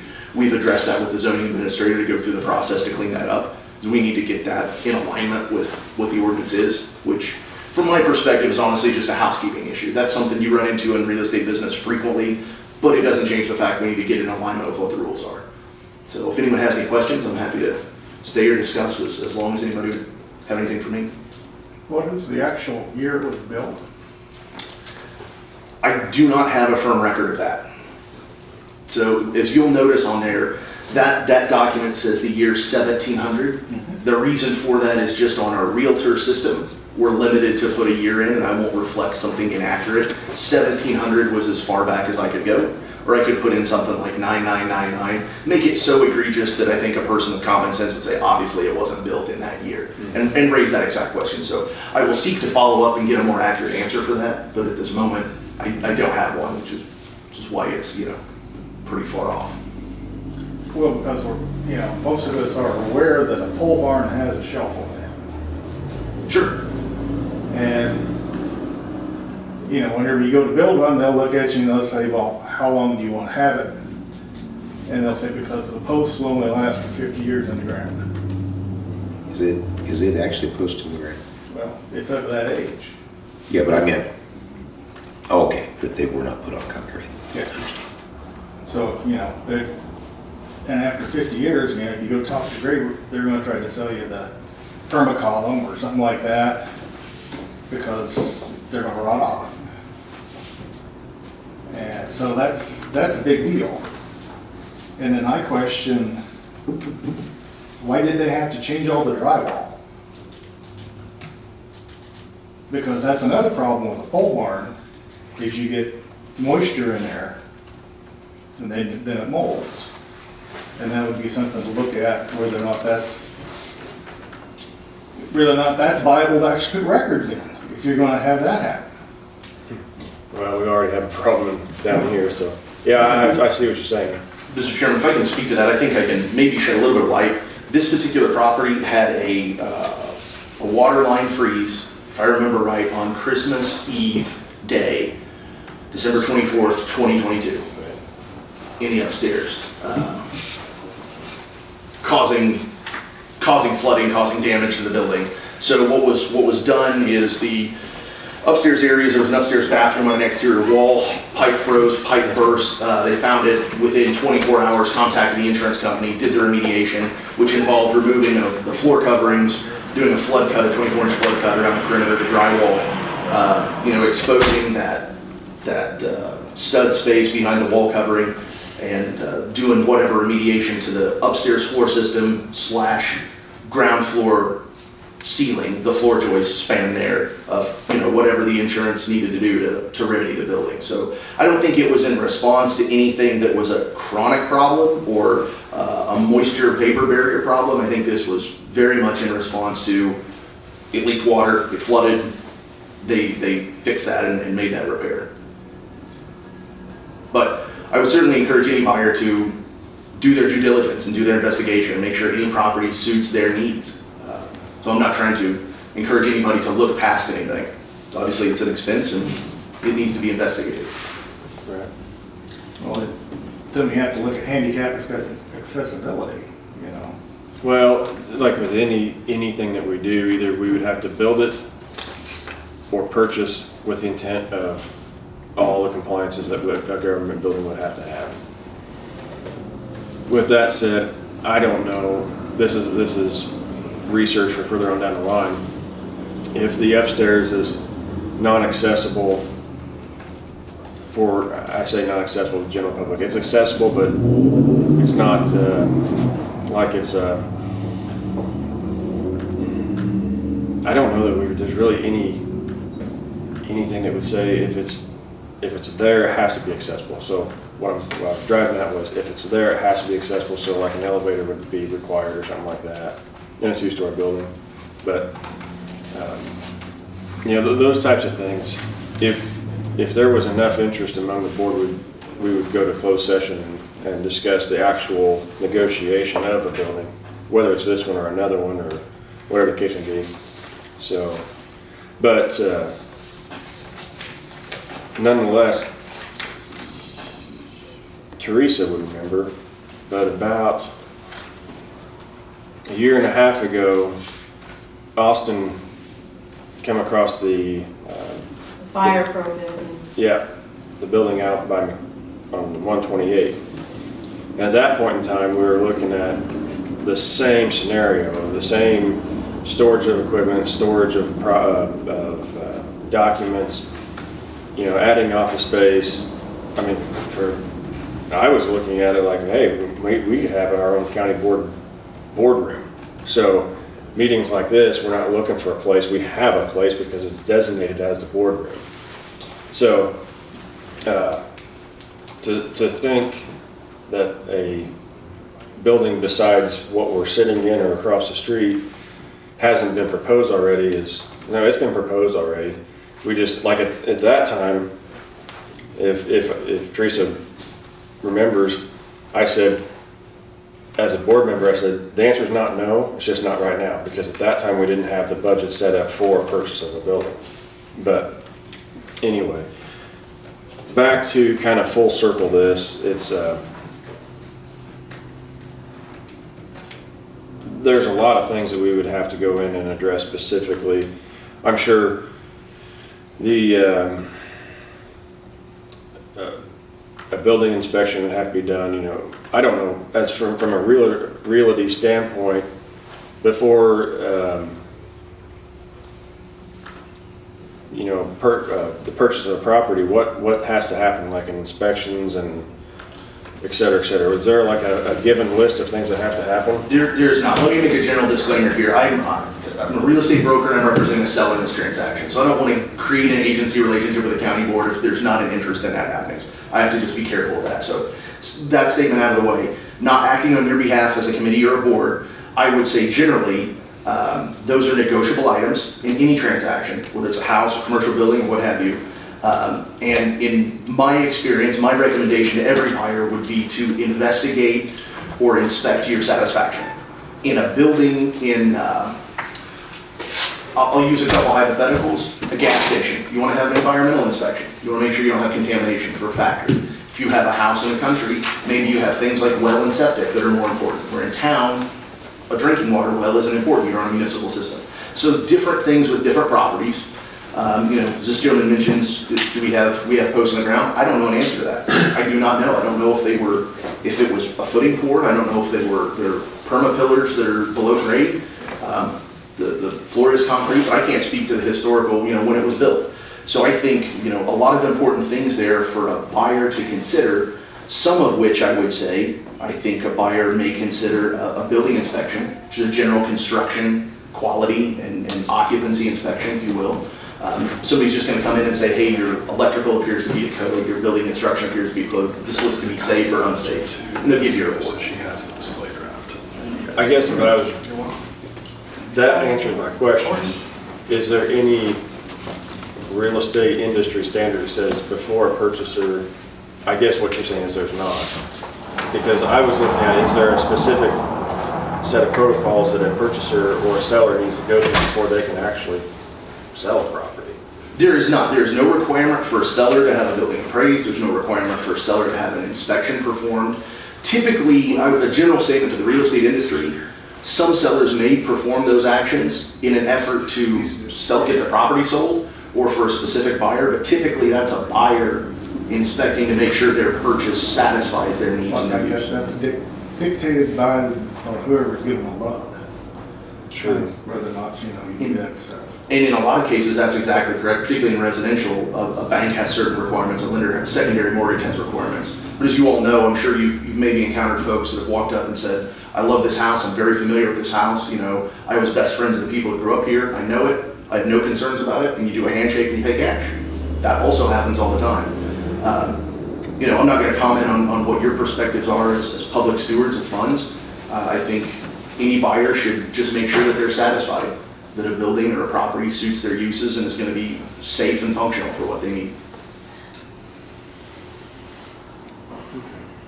No, that's well above and beyond what I had in mind for the scope of this discussion, but it's good information either way. But for the short term, thank you, Matt.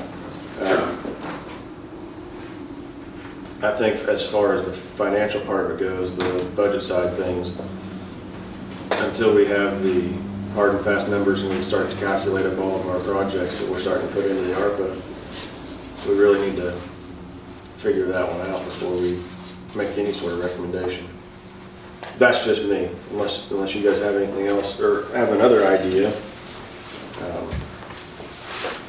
I will agree with that. Yeah. How much would it cost to build a building that was suitable to our needs? Like highway department or somewhere where we already had the land? It's running over $600 a square foot prevailing wage right now. Yeah, I was going to say, you're probably looking at...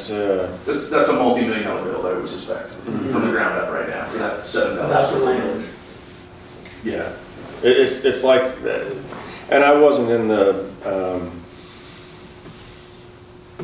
was it the Public Buildings Committee years ago? And I believe it was... I don't remember the members, but the word I got out of those committee meetings when they were talking about the current condition of the courthouse was, it's not a $5 million bill to build a county building, it's like a $25 million bill. To build a county building to hold everything. By the time you outfit the courtrooms and it's a major undertaking. So just a simple, storage / you could move, and if we moved, there's the possibility of taking this office right here and move it out there and move some other odds and ends like the corner that doesn't have an official office space or something like that.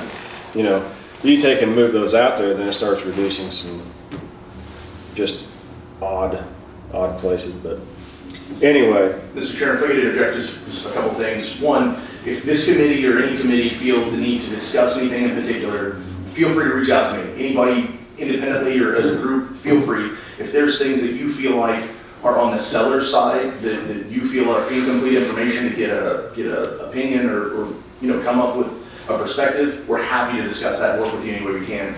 And further, as it relates to building condition and some of the things that may need to be done, as you mentioned, handicap accessibility, some of those items.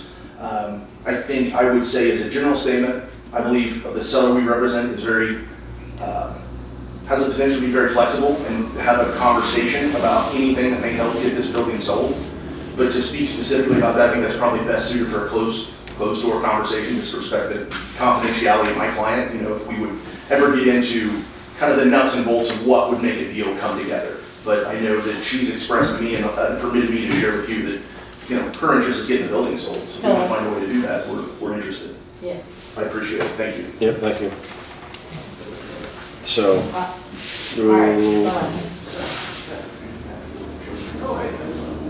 I'll make a motion to,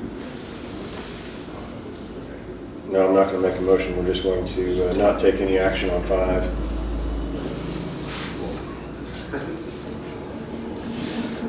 I'm not saying that about posts, I'm fighting one right now.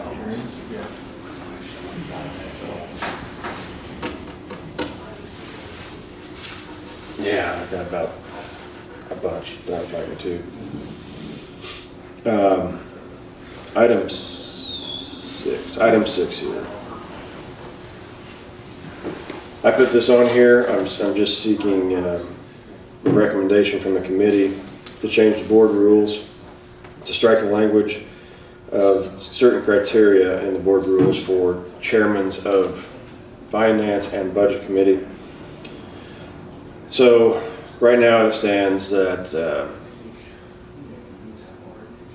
the chair of the board is the chair of the budget committee, and the vice chair of the board is the chairman of the finance committee. I'd like to make a motion that we recommend to the board to change the board rules to strike that language. What is your reasoning? There is very good people on the board that would much better suit those positions,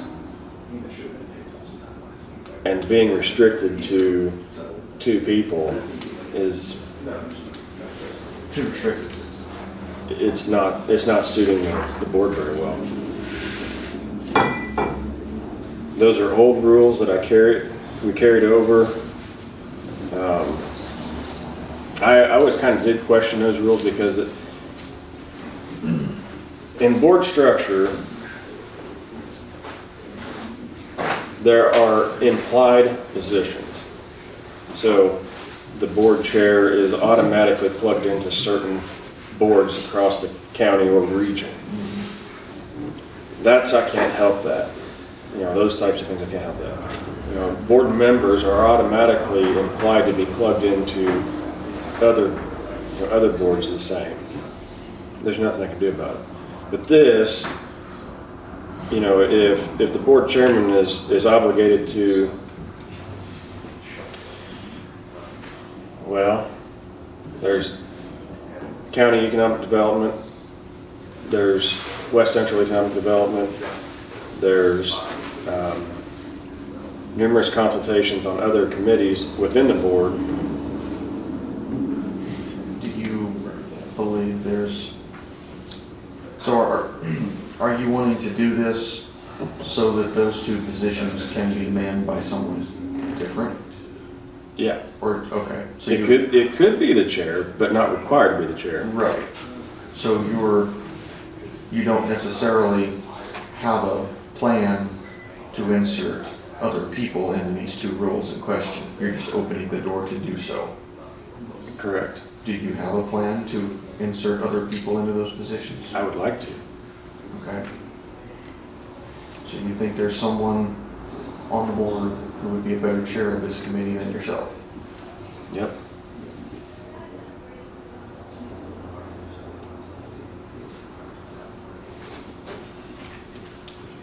Because the chairs of the committees are all they don't all, but it's a consultation between the board chairman and the chairman of the committees as far as what's going on in the committees. You know, it's beyond I want to say, like I said, I don't think it's a fair shake to to the committees that the vice chair and the chair are assigned to, they should be flexible to work in amongst all of them. The only problem I can see right now is the fact that you're also liquor commissioner. And this, you know. This committee does do liquor as well. Mm-hmm. That'd be the only. Well, then then the language could be adjusted to, or add to the language to require the chairman to be on the committee but not chair the committee.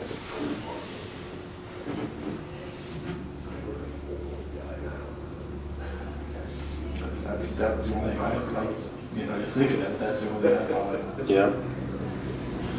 The liquor committee used to be a separate standalone committee. Yeah. And I've read through the ordinances and statutes on that, and actually I don't find any requirement for anything beyond a liquor commissioner. So like I said, there was a carryover of old board rules into the current structure, and the current structure has this committee handling zoning, liquor, and budget, but by rights, I don't believe there's any requirement for neither through statute or ordinance for a committee,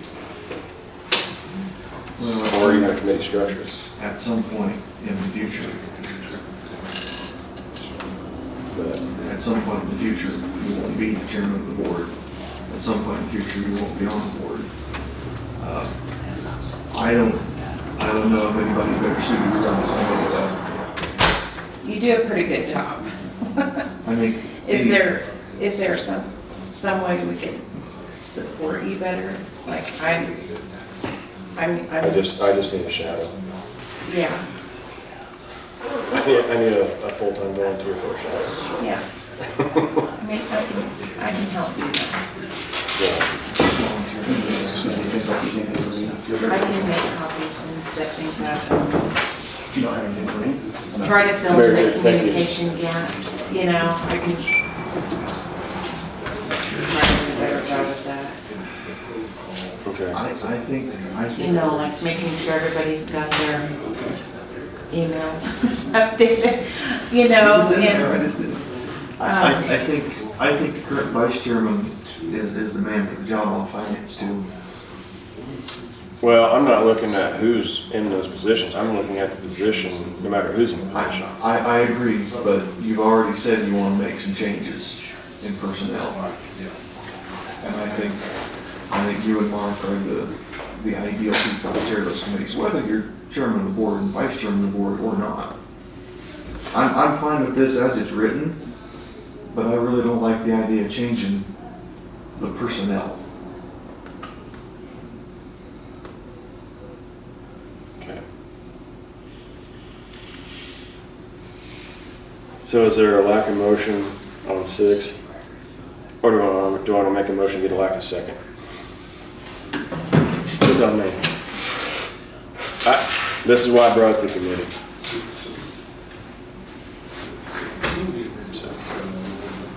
I'll make the motion. You're the chairman. If that's the direction you think it needs to go. Can I ask what kind of change you're envisioning?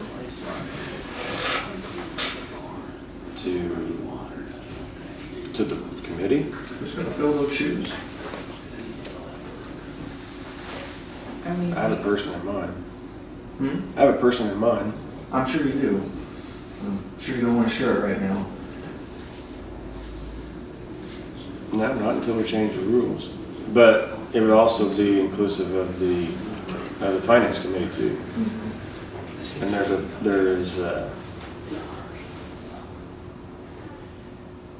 having really good people on the board is one thing. Having really good people on the board in required places, and they need to be in other places, it restricts me to move them where I think they need to go. Yeah, I can see that.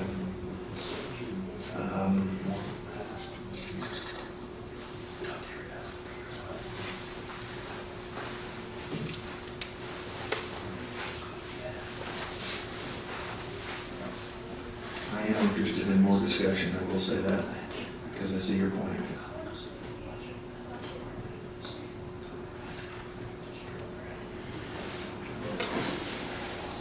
So is it a motion, or what are we doing, where are we at? Jen made a motion. You did make a motion?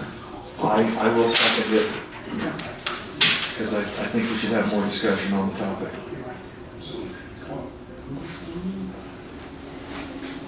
And I don't know what to ask.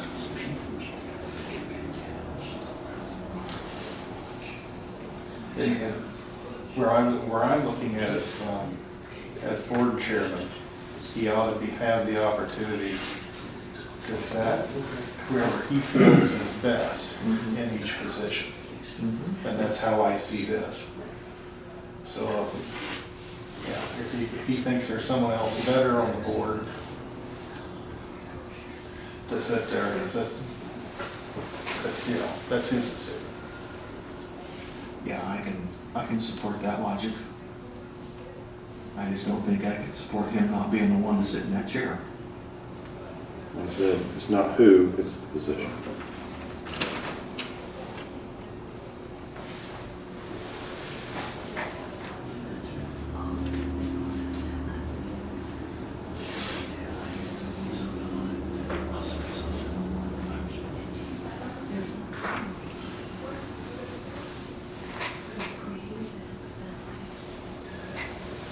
Let's take this for now. Let's come back to another time. Okay, let me finish this. Perhaps we're gonna have a full committee. Maybe. I still got I got 2 seats I need to fill on this committee too.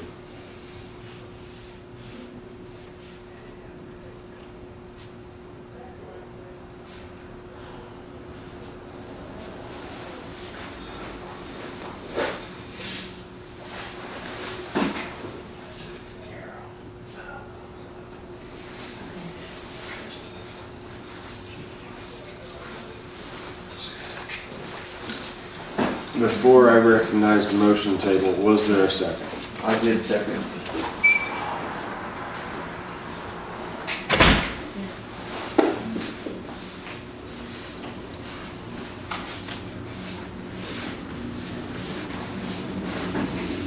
There's a card in the folder, so we can go through that one.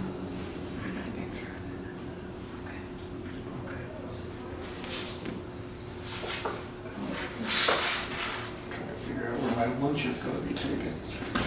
Taken? Yeah, I'm still paying for it. So tomorrow. How much you getting? Get 248. Weather's looking better. Okay, so I've got the motion made by Tim, seconded by Jeremy. In discussion, Jeremy made the motion table. Is there a second on the table?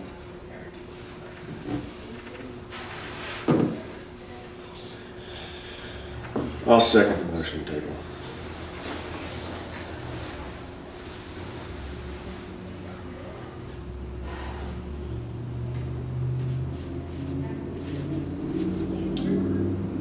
All in favor of tabling, say aye.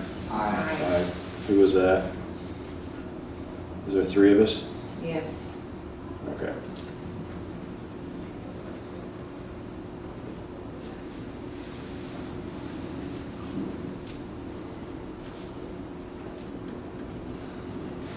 I assume no. I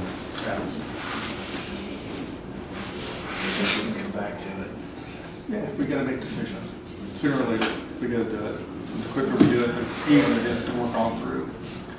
So, there's too many things that are being tabled. And Oh, I agree with that, I do. So, I mean, it's a bad idea that it needs to be tabled, then it should just be thrown away. Find something better.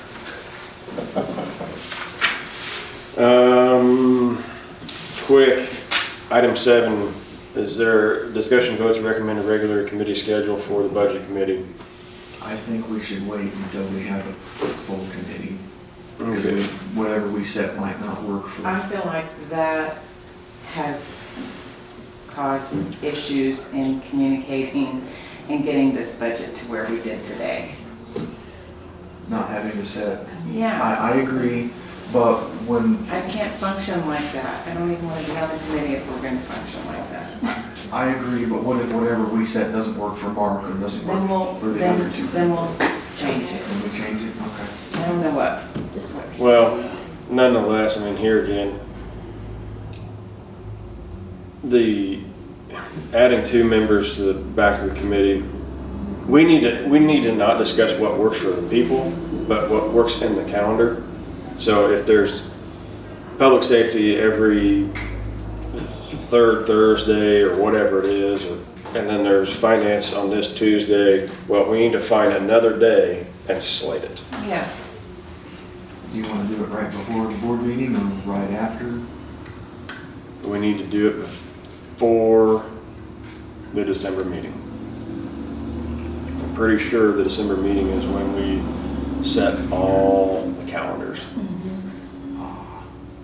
Like public safety, finance, road and bridge, they're all set to a certain, and these others like this committee is just as an add, you know, this one farm and there's another one. They're all set to as needed. So, I mean, do you, every month, do you want to have the budget meeting before, like, a week before the board meeting or the week after? well, that's what I was saying. You look at the calendar and say, these committees already have designated spots. We just need to pick a day and, I have a suggestion. what's that? You ought to have it after the reports come out from the treasurer. And I think it will be hard, you'll be hard pressed to figure out a day to do it because I don't think that it's always on the same day of the month. But to me, it would be helpful if you had those reports. Well, it would also, you know, establish a day of when those reports need to come out. Right. Yes, yes, and you have to have it done by this date so they can have it for this meeting. Yes, Right. yes. So, It looks to me like those are coming out in the second half of the month.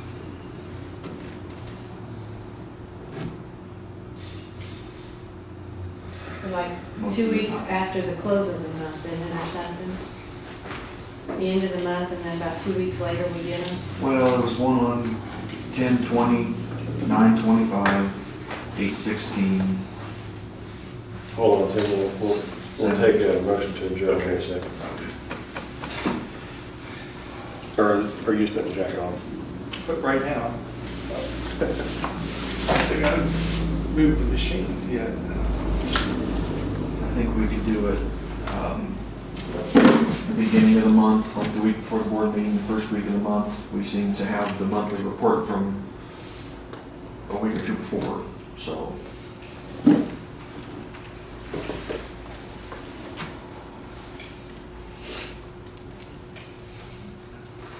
Well, this is something to think about. Do we want to just go ahead and take no action on this one? Or does somebody want to make a motion?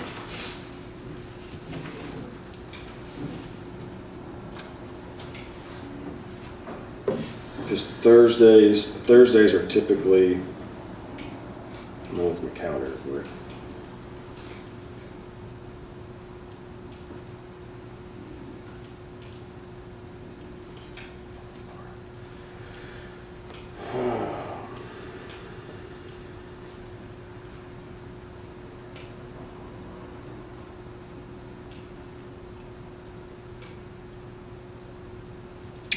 The first Thursday of the month is usually public safety. The second Tuesday of the month is finance.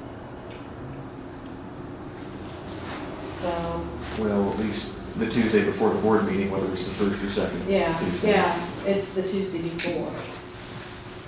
So you could say like the last Tuesday of the month could be the budget meeting, which would be kind of 10 days, 2 weeks ahead of the full board meeting. Yeah. The last Will we Tuesday. have your reports by then? Maybe. Some of the time, yes, some of the time, maybe not. Well, you should. We need the reports with it. You should have the prior month's reports. You have the prior months that are 2 weeks behind anyway. Okay, I'm just saying that it would be easy for you to have the meetings if you had the reports, the stuff from the treasurer. I mean, I'm not on the committee, but I just think that would help. No, it's good input. It was good input, thank you.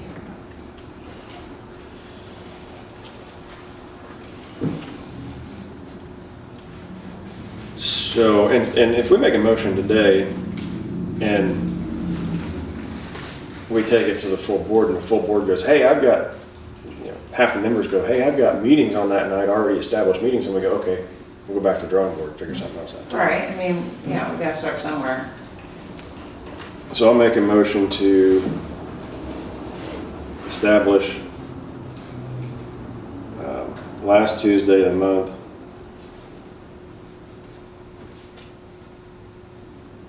as budget committee meeting. Christmas. Christmas. I was afraid, because you look at Thanksgiving and Christmas, we're both at the very end of the month. See you on Christmas. No, it's the day after Christmas. Yeah. Oh, okay. Boxing Day. I'll bring my gloves. And Thanksgiving's on Thursday. I'm fine with that.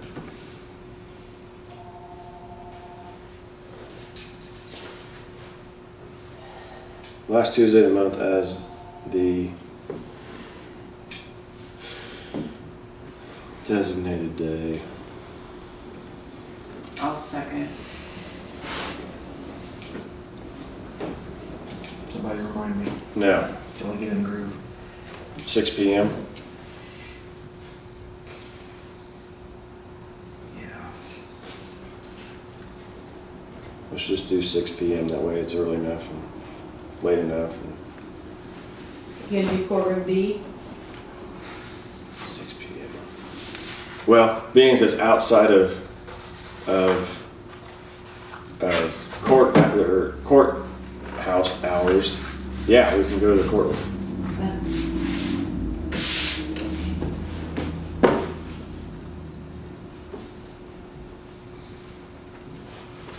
Okay, so I made a motion to establish the last Tuesday of the month as a designated day for budget committee meeting, 6 p.m. courtroom B.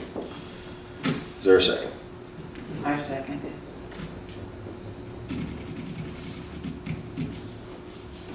Any other discussion? Hearing none, all in favor say aye. Aye. Motion carries. I'll make the motion to adjourn, Mr. Chairman. Is there a second? Second. All in favor say aye. Aye. Meeting adjourned. Thank you.